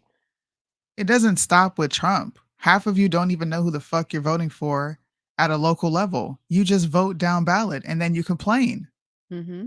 So it's not living in politics. It's I'm being true to who I am. How can I get on here every day, every Tuesday, every Friday, and talk to you about being informed in politics, and I'm not even informed?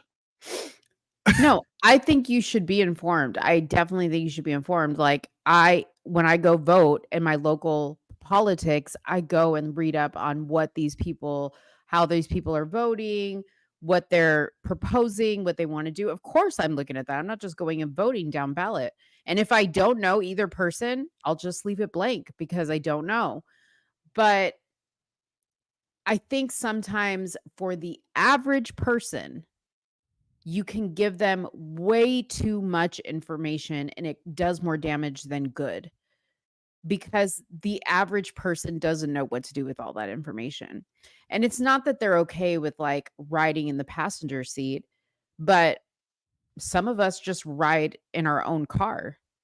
Like I'm not a passenger in somebody else's car. I'm in my own car. I'm in my own lane. I'm never worried about like what somebody's doing or what they're talking about. And I'm happy for you if you're succeeding and praying for you if you're not. But I just think that like, this is what I was talking about when I said I hate the red and the blue and the colors because it's just become so polarizing at this point. where it's like, you better listen to Nick Fuentes and you better make a decision. And if you vote for Trump, then this is saying this about you. And if you vote for this person, this is saying this about you. It's like, Jesus, I'm just You don't going to not have conversations with people about politics.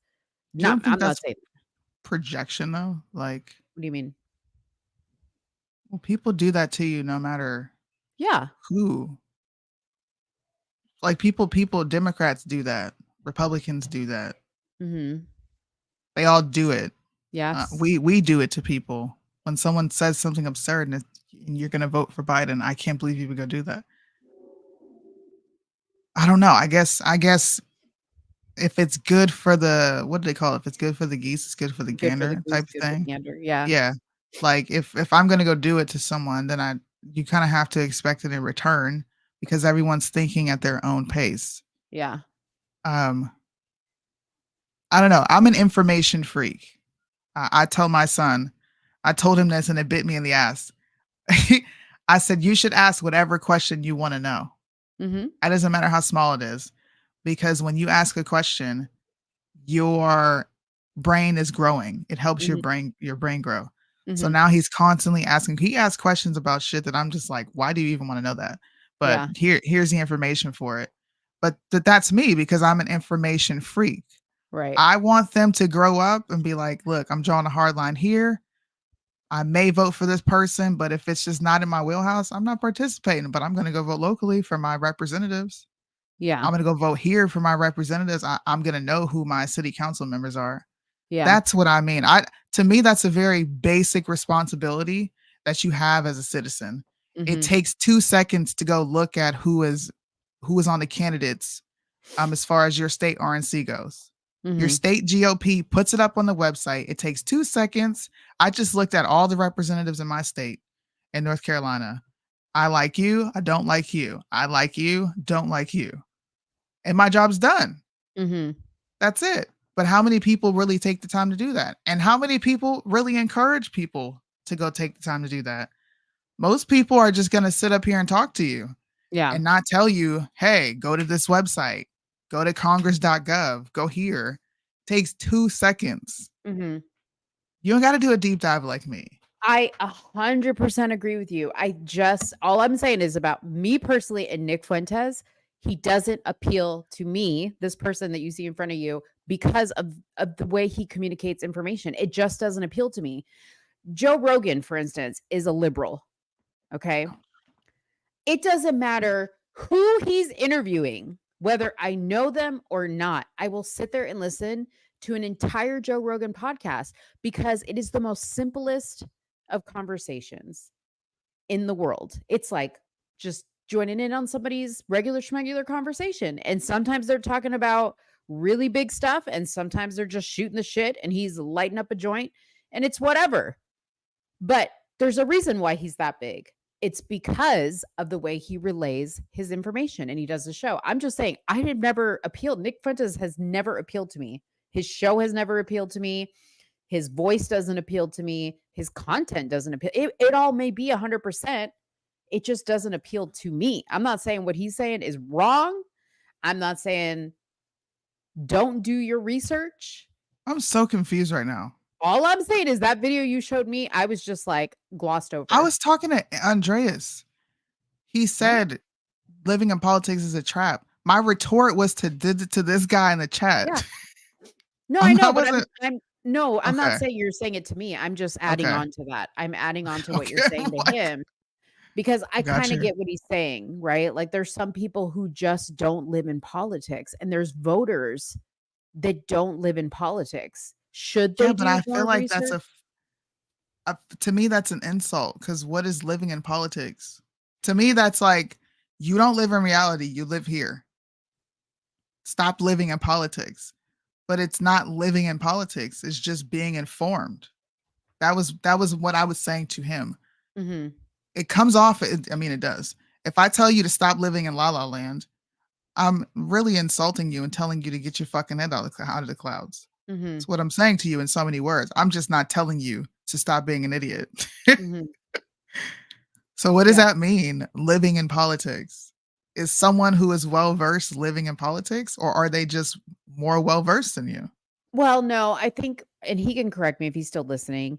I think what he's saying is that, like what we were talking about earlier, right? That when I said politics shouldn't carry on to the bedroom, and I don't know if it was you or somebody in the comments said it absolutely should. And I think that's living in politics. Like when your politics drives everything you do, that's weird to me. That's weird to me. Like, like for instance, like if a neighbor moves in down the street and I'm doing what I do, which is go introduce myself, bring you some cookies, maybe like share a meal with you. If I cook extra, I bring food to neighbors all the time. And I find out you're gay, right? All of a sudden, because of my politics, even though you're a nice person, you're not doing anything obscene in the street. You seem like a regular person, aside from the fact that you are gay. My politics is going to drive my decision making. That's the difference, I think, where some people live in their politics and some people just go by, like you say I do, which is kind of the wind. I'm just like, if you're a cool person, I'm cool with you. Yeah. Yeah, I just know I'm never going to abandon Christian ethics to accommodate somebody. And that shit's never happening. What? That's like denying Jesus. I'm gonna abandon all that for you, and you're a mere mortal. Heck no. Nah, I don't think I could do that. I couldn't do that. No. You could be cool and you're a good person, but yeah. And that's not even politics to me. That's the Bible. Mm-hmm. I don't know. I don't think But there are people that do by politics, right? Like they wouldn't, if they saw somebody that, even though they were a nice person, but they were clearly, a Democrat, they would immediately judge them based on that. Whereas I don't. Like I am friends with people who are Democrats. I can walk into a restaurant and it could have Biden-Harris flags all over it. If the food is good, I'm eating there. I don't give a damn how you voting. I'm eating at your restaurant. That's me.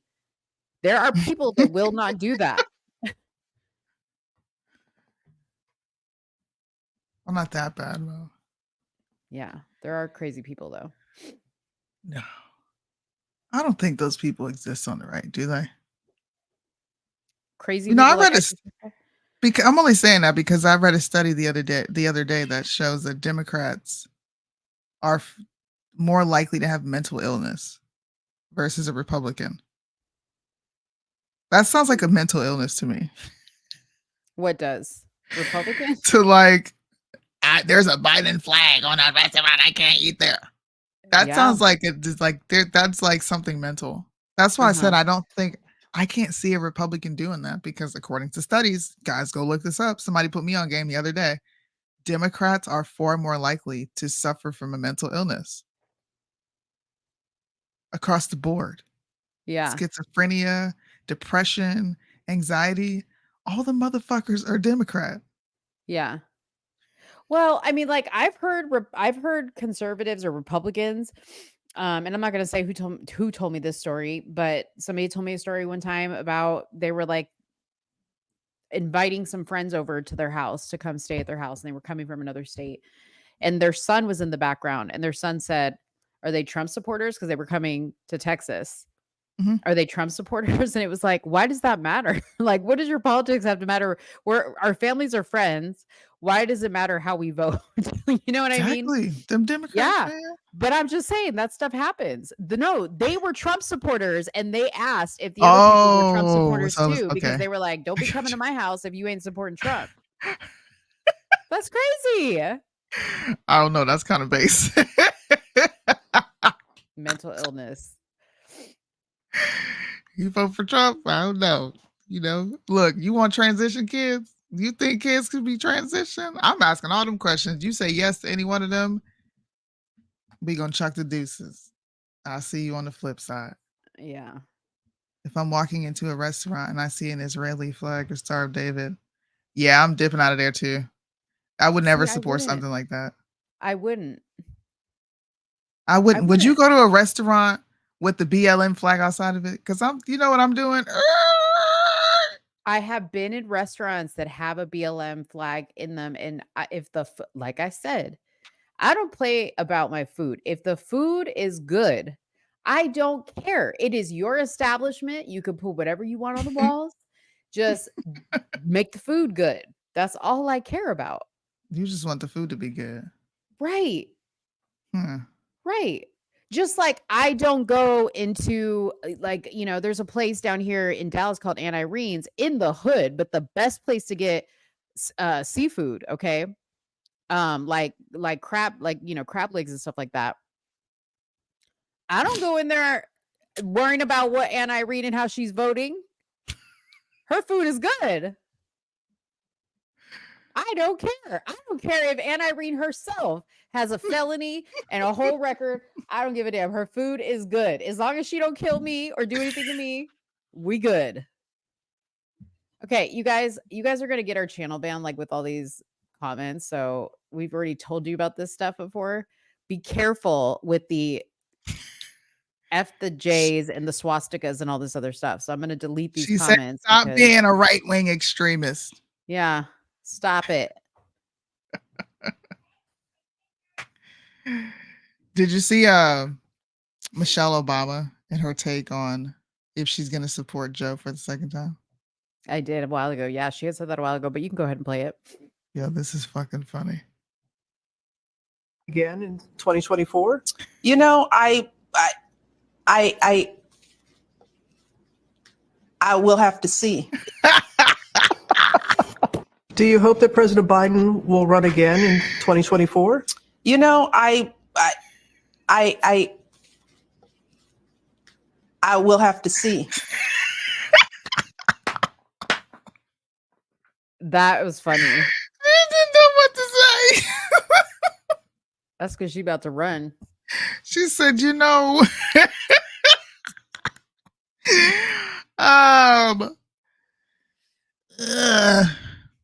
yeah, Cheryl, you need to send. I was wondering about your fried chicken recipe. Okay, you have to send it to letstalkdarling@gmail.com. Oh Lord, y'all are not talking about this boiled fried chicken no more. Okay, last topic is the frisk. Stop and frisk. The stop and frisk. Okay, so I'm going to specifically read this NBC News article because I thought the headline was hilarious. Okay, the headline says Trump courts black men as he pledges return to a policy that disproportionately targets them. Okay, that I thought was funny because I'm like, oh, okay, so all criminals are black. You just admitted that. NBC exactly. News. Okay. Says more than 2 million black men have been stopped and frisked by the police before the practice was deemed unconstitutional. I'm not going to read the whole thing about the stop and frisk, but you guys know what it is. Okay. This is what Trump said. This is a pillar of his Trump's anti-crime platform, which demands police departments reinstate stop and frisk, which allows officers to randomly stop and search people for weapons or else risk critical federal dollars flowing into their coffers. This is supposedly what the campaign website says, quote, I will insist that local jurisdictions return to proven common sense policy measures such as stop and frisk. So I honestly, I don't understand what the problem is. There's a lot of states that still have this. I think it beats them not frisking you and you getting a little hair up your butt to take off and run or to take whatever you got in your pocket off and aim it at the police or stab the police or do whatever. This way, they're eliminating any threat, right? They're patting you down and getting it over with. Of course, they're going to show these pictures from like 1950 of police officers, tackling black men in the street. But listen, I don't understand the problem with it. There's no problem with it, Mo. Just more identity politics, and more bullshit. We need, stop and frisk took down the mob in New York. Did y'all know that? Mm-hmm. Did you know that Rudy Giuliani took the mob on with his no nonsense approach to crime in New York. And New York was once upon a time one of the safest places to be. Mm-hmm. Did y'all know that? All they're doing is telling us that they don't want America to be secure. They don't want to do shit about the border. They don't want to do shit about the crime. They're allowing people to steal. I think is it like up to $1,000 in California? What's the limit? I think As it's long as more it than doesn't go that. over. Is it more than that? I want to say, yeah. Bring back stop and frisk. I like law and order. Mm-hmm. I don't care if the suspect is black. Yeah. The only people that I have a don't problem with this care. are criminals, are people that are carrying shit that they shouldn't be carrying. That's the only people that should have a problem with this. This is not targeting black men. And This like you isn't doing that. said, you made the best point ever. Thank you for saying the quiet part out loud, which is you think black people are criminals and you think black men specifically are criminals. Mm-hmm. And this is somehow going to affect them in a disproportionate way. Shouldn't criminals go to jail? I think Yeah. they should, especially if they're guilty. And you know what? If you are a criminal that is carrying something, this could potentially save your life. For the police to find it and eliminate any issues up front. All right, we got some people. We got Marlandon and we got Signal. What's up, guys? What is up? Greetings. Gas prices. Look alive. You guys look dead. Wake up. I know. Wake the fuck up if you're gonna come up on the show. I'm from. Why are you always slept in your chair? You give off weird creeper vibes. Me? Yes. Me? Because I'm slumped over in my chair. Really? Okay, sorry. Let me sit up right. I mean, this chair is just small. It's a chair doesn't really fit me. Anyway. But are you small? Are you small too? How big are you? I'm a small guy. I'm like 5'8", 5'9". Oh, okay. But all right. Anyways, I don't know how that got there. Now I'm from New York City. I'm a bit too young for Rudy Giuliani, his time, but I was around during Bloomberg, and the city was much safer then. You can attribute that to economic factors. You can attribute that to I honestly think with crime and all this stuff, it is mostly economic factors rather than any sort of political. It has politics and laws that does affect things, but I think the vast majority of like crime and problems is just people being poor or just like having a temper on them just because things are so bad. And stop and frisk, I think at the core, stop and frisk is unconstitutional, and at its core, it is not our American values. I think the principle of it, I'm against it, but because I mean, the history of America is that a bunch of Europeans came here because they didn't like how their government was treating them. They were getting taxed. They were being otherwise harassed by the government. Now, stop and frisk, you're being harassed by the government as well. The government just because or police? the police is a representative of the government. And in so what regard? The police are controlled by the government. That means that they're representatives of the government. They work for the government. They're government workers. They work for the people. They're civil servants. I think that's a really nice word. That's a really nice phrase. But I don't think that's we pay their pensions and their No, you're salary. right. You're absolutely right. And we pay for their PBA dues. We pay for their police union, all that shit.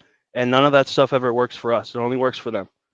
So yes, I think you're right. Yes, technically speaking, yes, they're public servants. Yes, you work for me, all that. Yeah, but it really the police enforces the law, and the law is created by the government. Yes, the government is run by people, but I don't know. I live in New York City. I see 90% of people do not engage with their local governments, let alone any sort of federal government presidential election. They don't care about that shit. Last time they cared about it was when Obama was running for president. And that's me. That's me coming from somebody that's born and raised in the Bronx. I see what these people care about. The black and brown, poor, all the people that all the media puts their impressions and judges people. I actually have seen what these people are like.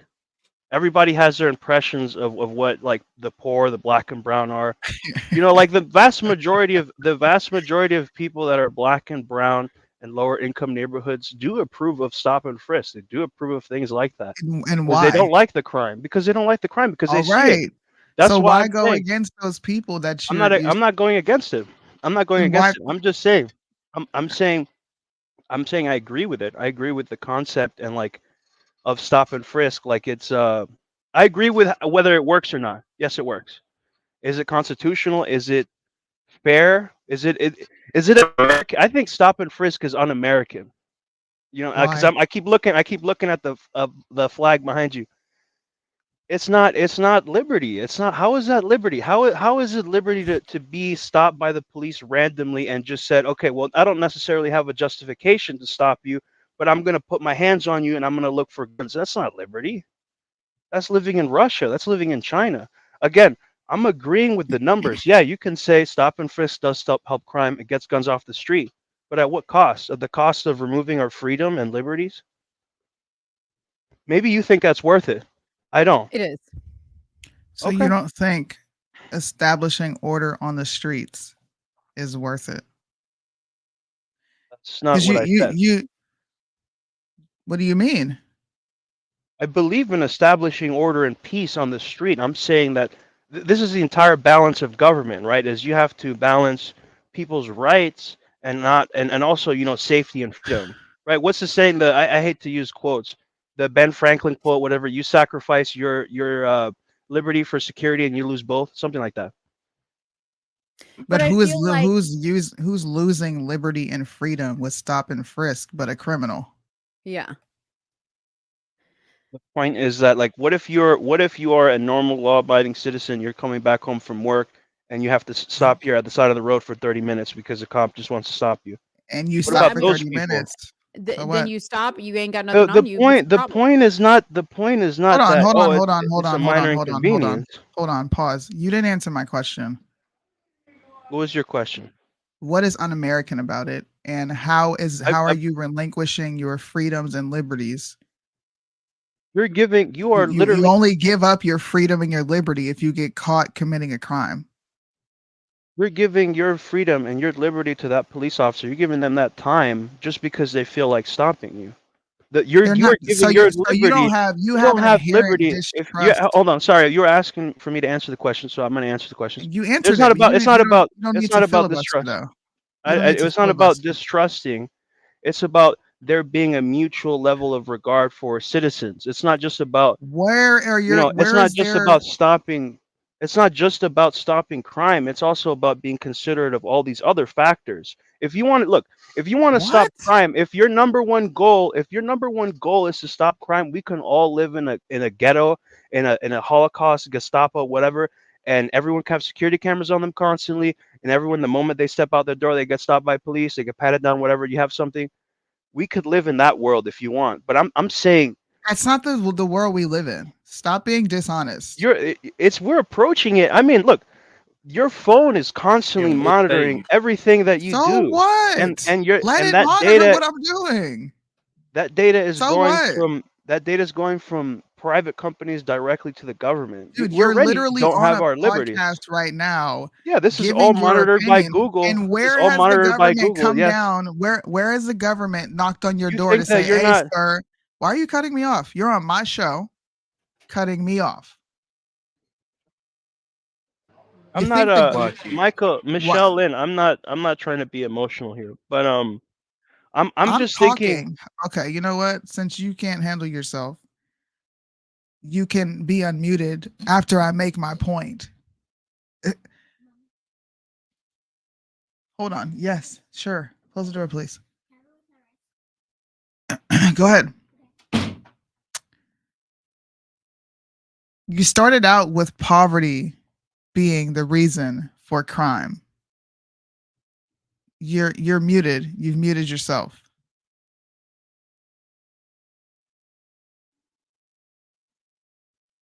What You are you at muted in yourself. room?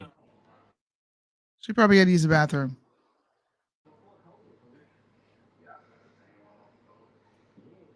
You still muted. You can't unmute your guests because they chose to mute themselves. I'd like to hear what Marlandon has to say.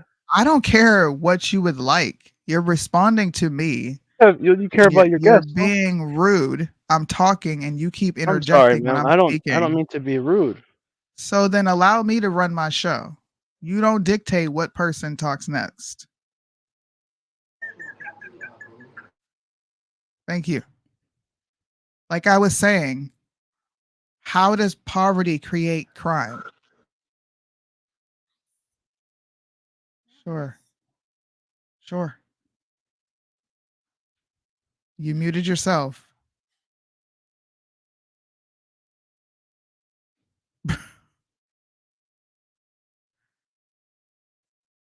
We can't hear you.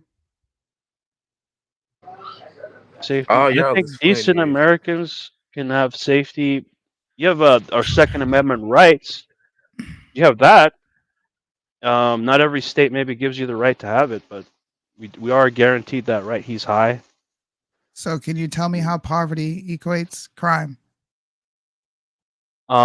People steal. People commit violent acts against each other. Because they're Property poor? crime. Property crime. Yes, absolutely. I've seen it myself. So that should exist no matter where we go, right? Well, I mean, to be fair, I'm not saying that crime is exclusive to poverty. No. Let's Because stick here. there's levels of crime. Let's stick But here. Are you that what you're saying no, should ring because true everywhere, right? I'm just making a complete statement. I think that crime is a very complicated thing, and a lot of Americans like to boil it down to laws. They like to boil it down to, or even just economics. It's a mixture of all of these factors. Like, I'm not Yeah, just gonna it's blame, like, like, for example, we have like the district attorneys in New York, whatever, what the guy's name is, Alvin Braggs or whatever his name is. Somebody was can, just can we someone stick to just the killed a questions that are woman. being Someone just asked? killed a woman, Sir, and everyone saw it, and literally security camera, everything, and the police are not doing anything about it. y'all see The, this? the, the guy's been Can arrested, you and he's can been you stick released, to the and topic? same day, 30 days later, he's got to show up at court. Hello. Deflection Can we, I'm 101. agreeing. you're not agreeing. You're going off on into another world No, I'm that agreeing I'm with not I'm agreeing attended with what you're to. saying. Yes, you're right. The VAs, Alvin Bragg, you I mentioned the didn't VAs. say any of that. I simply asked you to help me understand how poverty correlates crime. You then The said, well, connection, because when, hold on. You then said, because people are poor, they act out, they steal, they kill I each said other. property crime, yes. Great. You said crime happens You when take people are you poor. take my sneakers, I'm gonna shoot you because I don't have anything else to live for. And it's really, that's, you're laughing. I'm Okay, sorry. no, Where are you from? stop. I'm from You're the hood. laughing So, as if so that's listen, impossible. You don't know how many people I know that I'm have been killed from for the less than hood. sneakers. So before you put your foot in your mouth, That's why people do it. I suggest you listen. Because people don't commit crimes due to being poor, sir. People commit crimes because of a lack of a moral compass. People commit crimes because of a certain culture that has been instilled in them. I don't know if you can tell, but I'm black. You're talking while I'm talking, which is fine. Mike Yunt, it isn't even about the shoes. It's All not right, you're even not even like paying attention to the conversation. Have a good day, sir. Lord help all of us. Mm-hmm. Y'all If he wants funny. to engage in a conversation with me, engage in a conversation, but you're being disrespectful. You're talking to the commenters. I'm asking you questions. You drift off into La La Land, and here we are. I don't put out the link for you to come up here and act a fucking fool. And I know Mo's not going to sit up here any longer than she has to, and I'm not going to sit up here any longer than I have to, if this is what you're going to do. So if you want a conversation, I'm here for it. If that's not what you're here for, then please exit. You're muted again.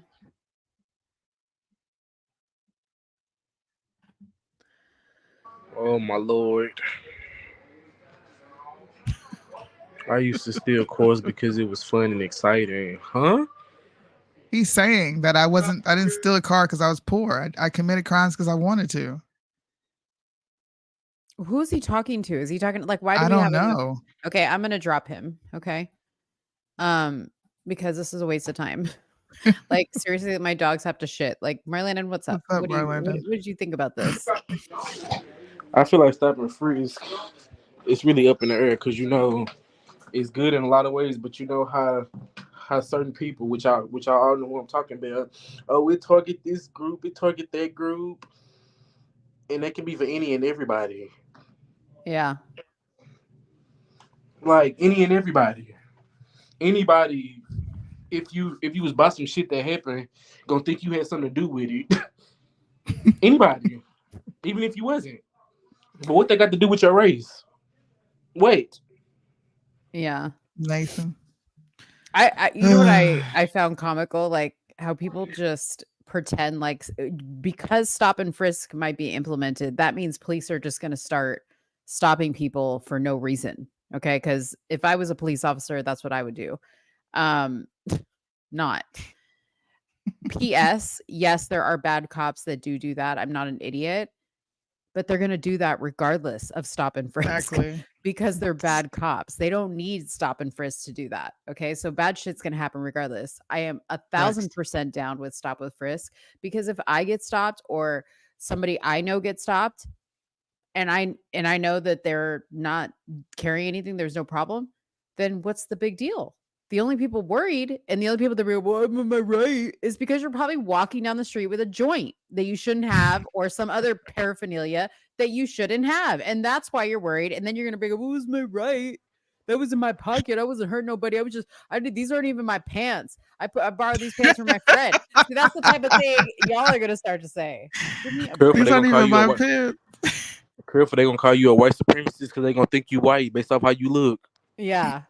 No, dude, you know how many police cam videos I watch where people get caught with some shit in their pants and they're like, oh, these aren't even my pants. I borrowed these from a friend. I didn't know that was in there. Every time. Some lady had on a pair of leggings. I'm like, who the hell? Soonie, if you had a pair of leggings, I would never borrow them. And I would hope you would never borrow exactly. mine. That's like too close for comfort. Too close, dude. That's like buying somebody's panties. Underwear. That's crazy. Exactly. Wait a minute.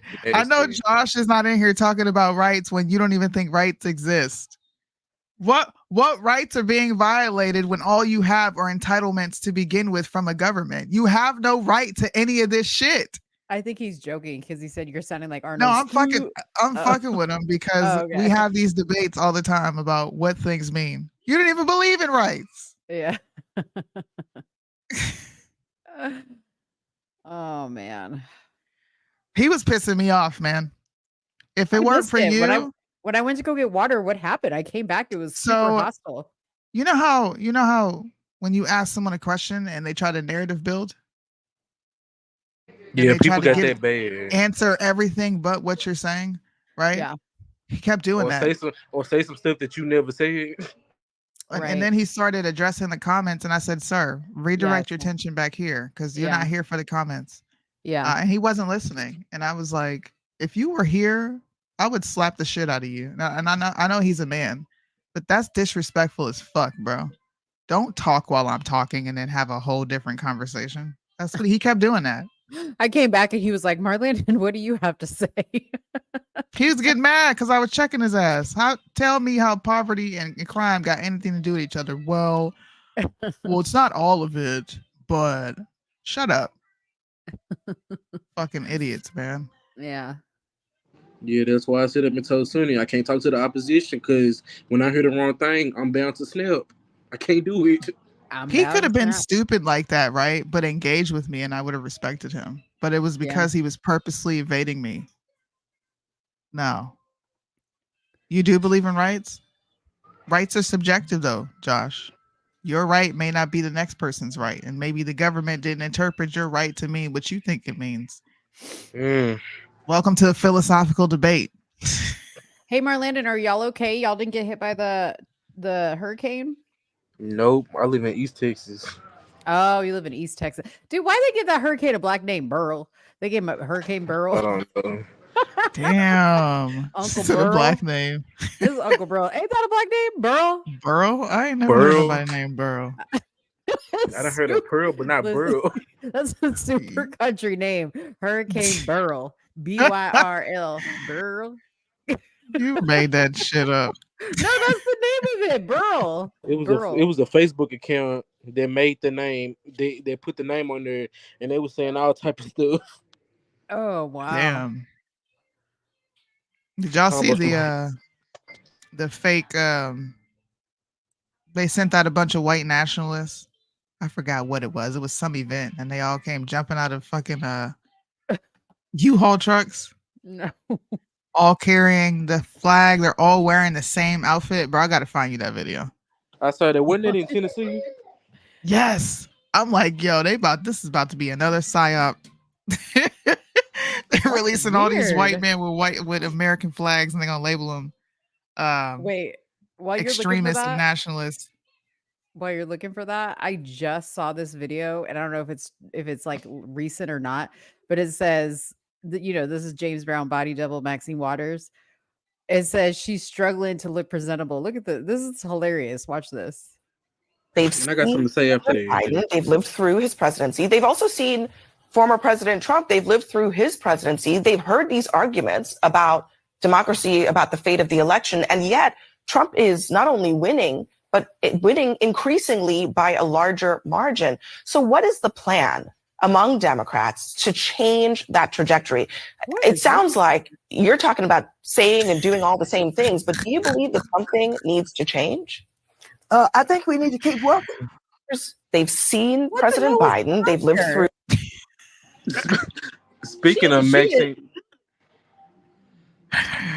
She didn't know which way she wanted that wig to be parted. I can't find it. Did you see her on the stage when they would question her like, what do you think about Joe Biden's old age? America's I was got gonna say concerns. something about that. And she said, "Shit, I'm older than Joe him. Biden. I'm still taking care of black people." Yeah. Where is that, man? I Dude. can't find the other one, but that triggered a woman last night. She wanted to come out and come up here and curse out Deontay because he said Maxine Waters ain't doing nothing. She's the one that said Maxine Waters gave money. She said Maxine Waters gives us money. She goes all over LA and she's come to my area, and whatever money she's got left over, she gives to us, and we got parks and they doing touristy stuff. And I'm like, yeah, but what does the ghetto look like? Right. The ghetto. What does the rest of the district look like? I don't care about the touristy areas. She was calling him all types of. He said, "You bitch ass nigga." Oh, this right here. Oh God. This video, it just cracks me up. Her face, and then she just like leaves. But the look of disappointment on her face. I'm not gonna play because it has music. But she's like, "Hi," and he just like, and she's like, "Motherfucker." She mad.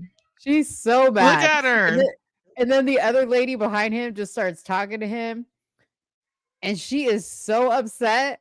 She's like, "You don't see me here?" Lord. And to think 80 and 90% of people vote for them motherfuckers. Did you see this guy? So this Asian guy whispers something to her in her ear, and then she's saying stuff to him.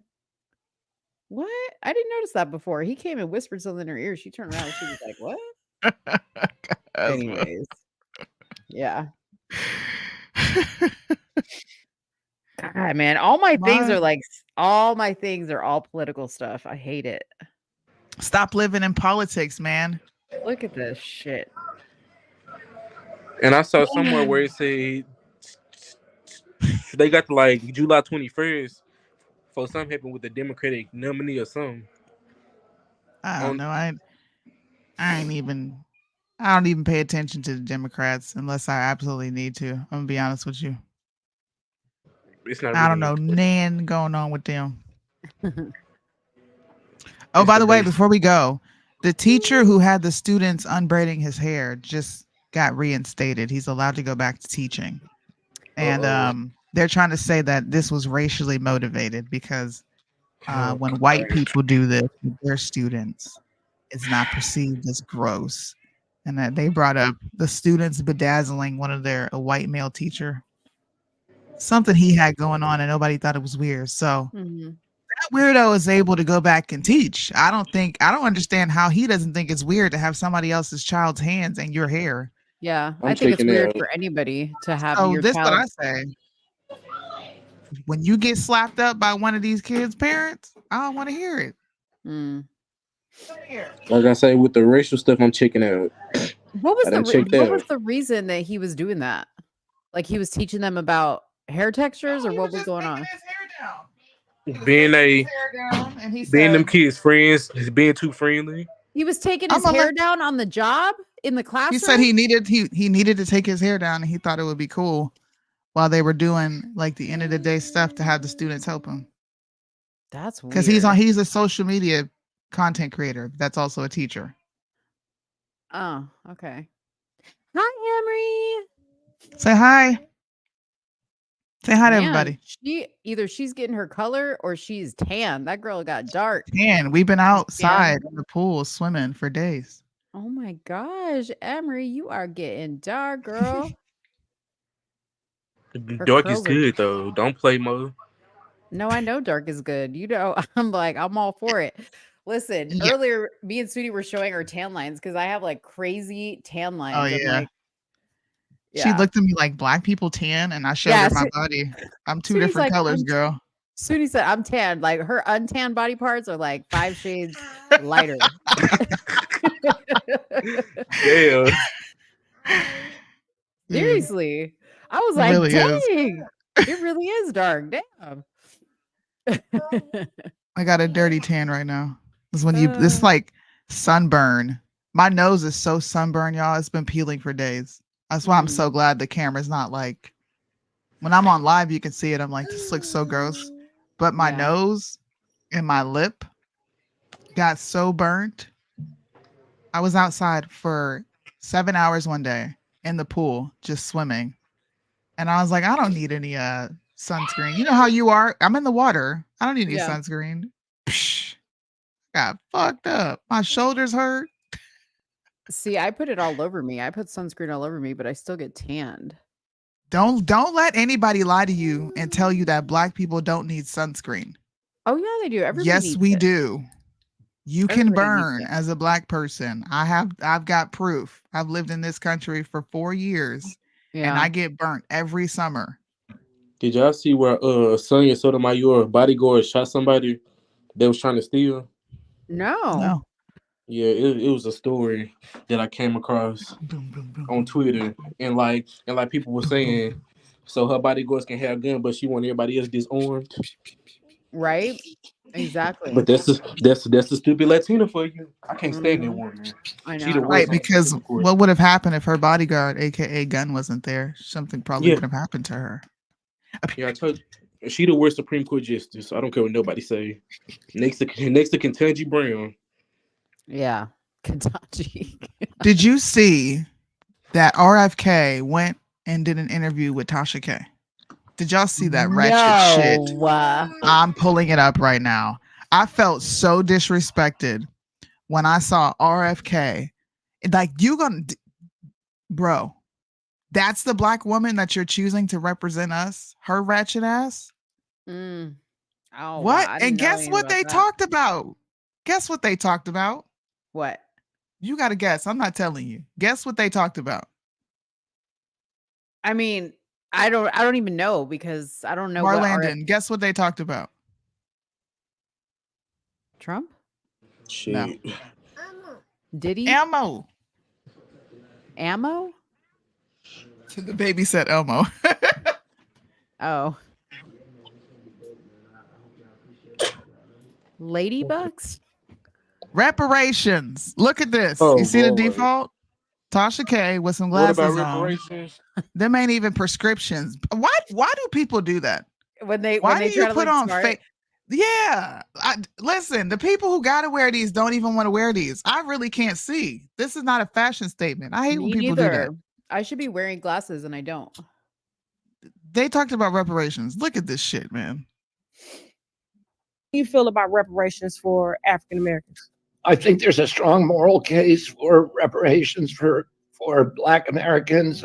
I don't tell people that I'm going to do that because for two reasons. One is the reparations for systemic racism since the Civil War are now clearly illegal under the Harvard decision that was written by John Roberts and by judges that Trump appointed. So it's now off the table. You could do legally, it would probably pass constitutional muster to do reparations if you could directly trace your ancestry to slavery.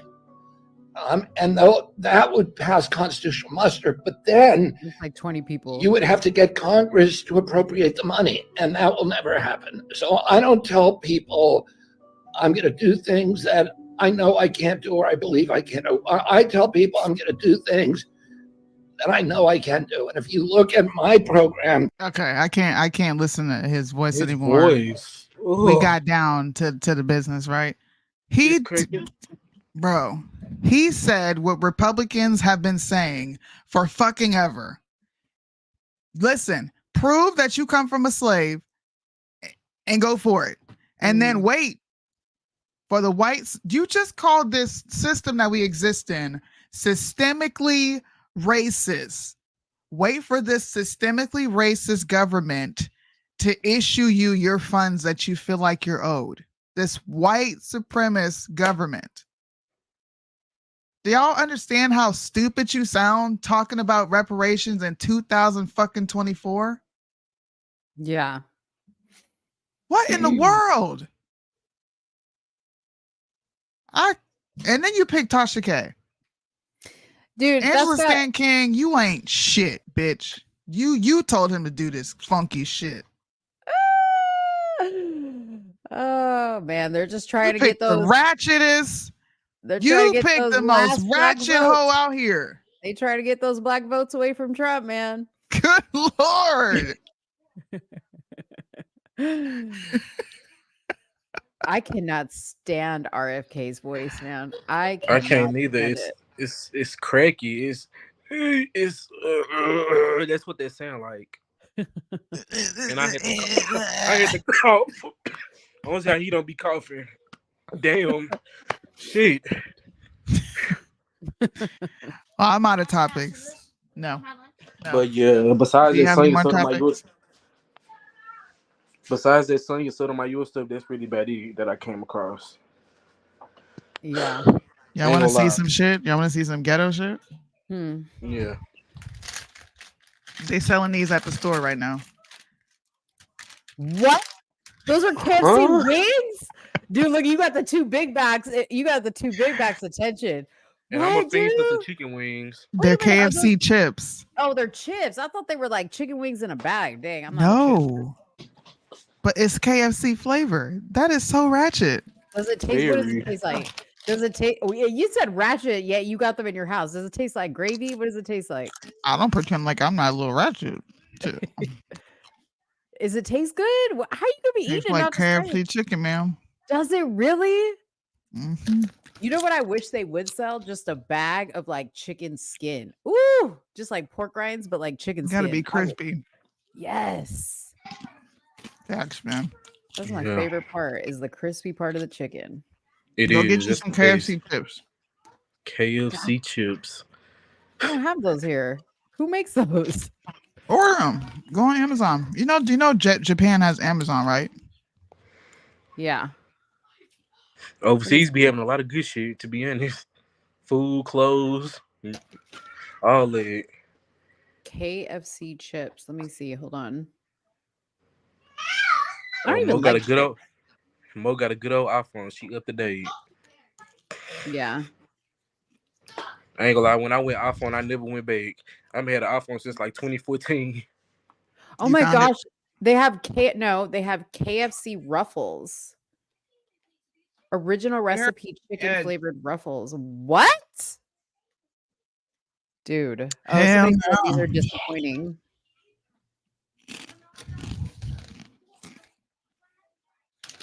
These ain't disappointing to me. It's good to my soul. I be trying to try stuff, but trying new stuff is hard. I be used to the same stuff I eat. Oh, you're like a what is it called? A repetitive eater? Like you eat the same things? Yeah, I would look like Soonie was saying earlier, trying stuff, new stuff sometimes ain't always good. Nope. See, I'm the girl that you could take me anywhere because I will try anything and I can usually eat whatever. I'm not a picky eater at all. And you can That's why like put something in front of me and not tell me what it is and I'll eat it. Ew. Yeah. if it don't look right, I can't eat it. If it don't It look don't right, smell right. It don't look right.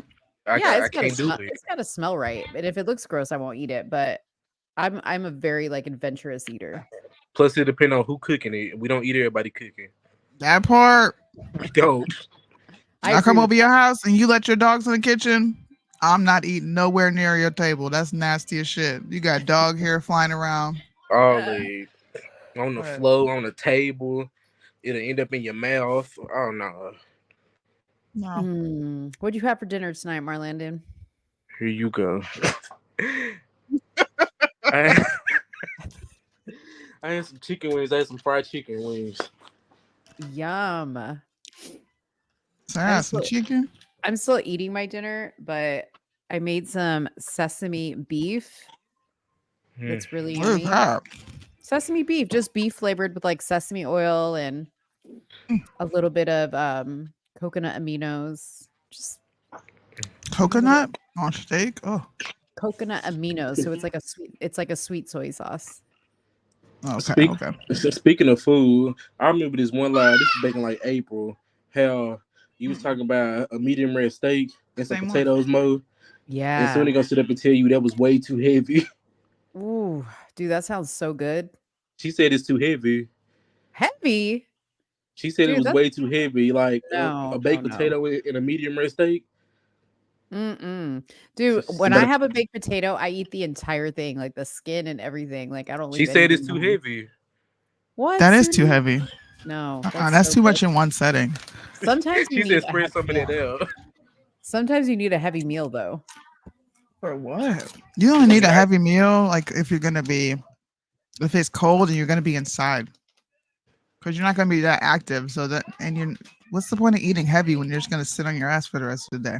Because sometimes, like when you know you're gonna be sitting on your ass all day, or you're gonna go to sleep, like a good heavy meal to just like put you in that like I'm gonna hold you like tight through the night What?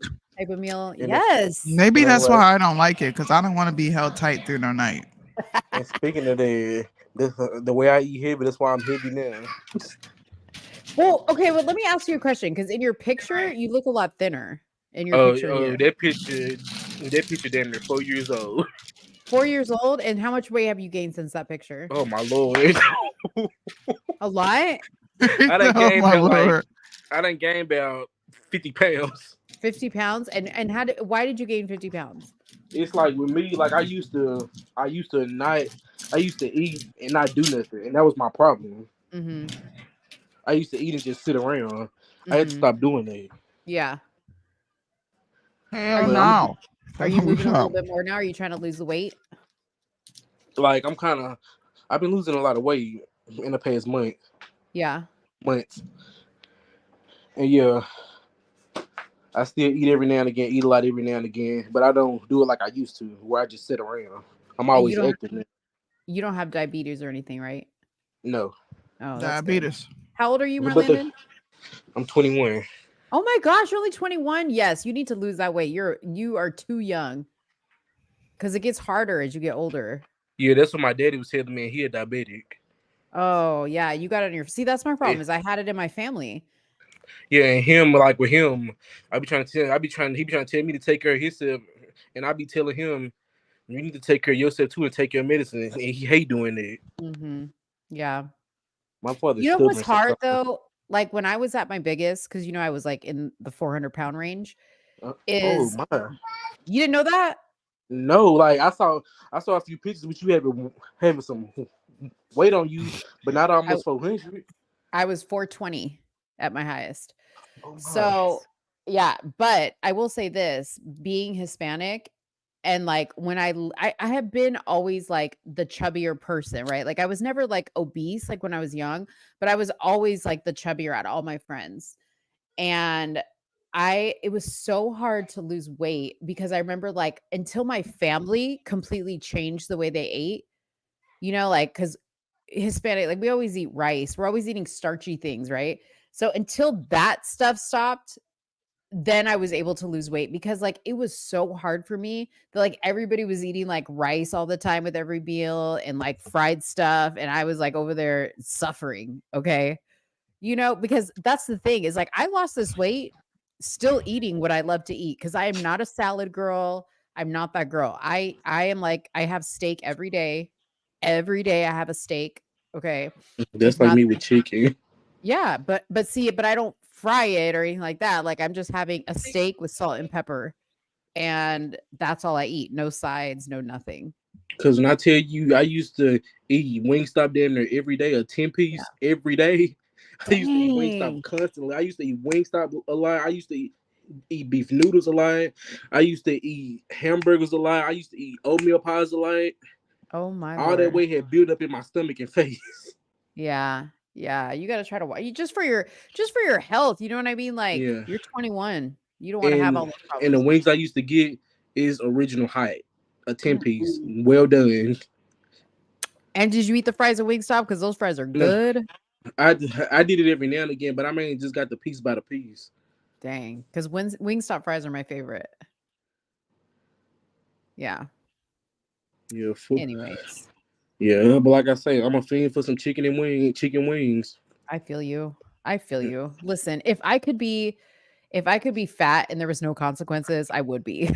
Like, I'm just telling you right now. That's how much I love food. I love food that much. It's just there's no feel if I didn't feel good. Like if I felt great, but I didn't feel good when I was big. So Yeah, because like my daddy sit up and told me, as you get older, it's easy to gain, but it's hard to lose weight. yes, very hard. Very hard. Yeah. All right. Well, I gotta go Soonie's a because my character. dogs have to go get walked. Well, I just wanted to give my Gabrielle Union smile because I'm trying to You- hide the fact that I'm black. So I You- just you like- felt the need you to like hide Chuck my E. upper Cheese lip. with the smell. That's what like she Chuck E. said. Cheese. You look like what? She said I was trying to hide the fact that I was black, so I hid She my had a upper big lip. She hit her upper lip because she said her upper lip was too big. As if your skin color didn't tell. They couldn't tell from how you look or your hair Lord. texture. And Gabriel Union and Dwayne Wade pimping they son out, bro. Yeah. What's his name? Zaya. That's the name there. Zaya. Yeah, Zaya. That's I'm a not boy, calling Damien. him. I don't know his name. He's going to remain a him. That's a damn boy, Damien. Yeah, That's and a boy. And he's looking like more of a boy each day. Like he's Exactly. A strong face. A strong boy face. Them hands getting big. The feet are getting huge. They fucked him Yeah. up. That was messed up what they did to that boy. But let everybody tell it. He's supporting his child. Let everybody tell it. Ew. Except for that. Well- except for the mom, the real mom. Yeah, she don't support Really? that at all. And they shitting her out. Yeah. But yeah. Well, Emery looks like she's tired. She's like rubbing She her is eyes. sleepy. Emery the- bored. But these states need to keep doing what they doing with the 10 Commandments and pushing the Bibles in school. I don't care what nobody says. Not even We can push pride, but can't push the Bible. That's bullshit. Yeah. No, I agree with you. Say bye-bye. Bye, Emery. Tell everybody bye-bye. Say bye. I love all of Bye-bye. you. See y'all. Bye. Bye, See ya. Merlandon. Alrighty. Bye, everybody. Thanks for watching. Have a good night. So when you're done getting high, and it's over, when the party's over, where you going when the party's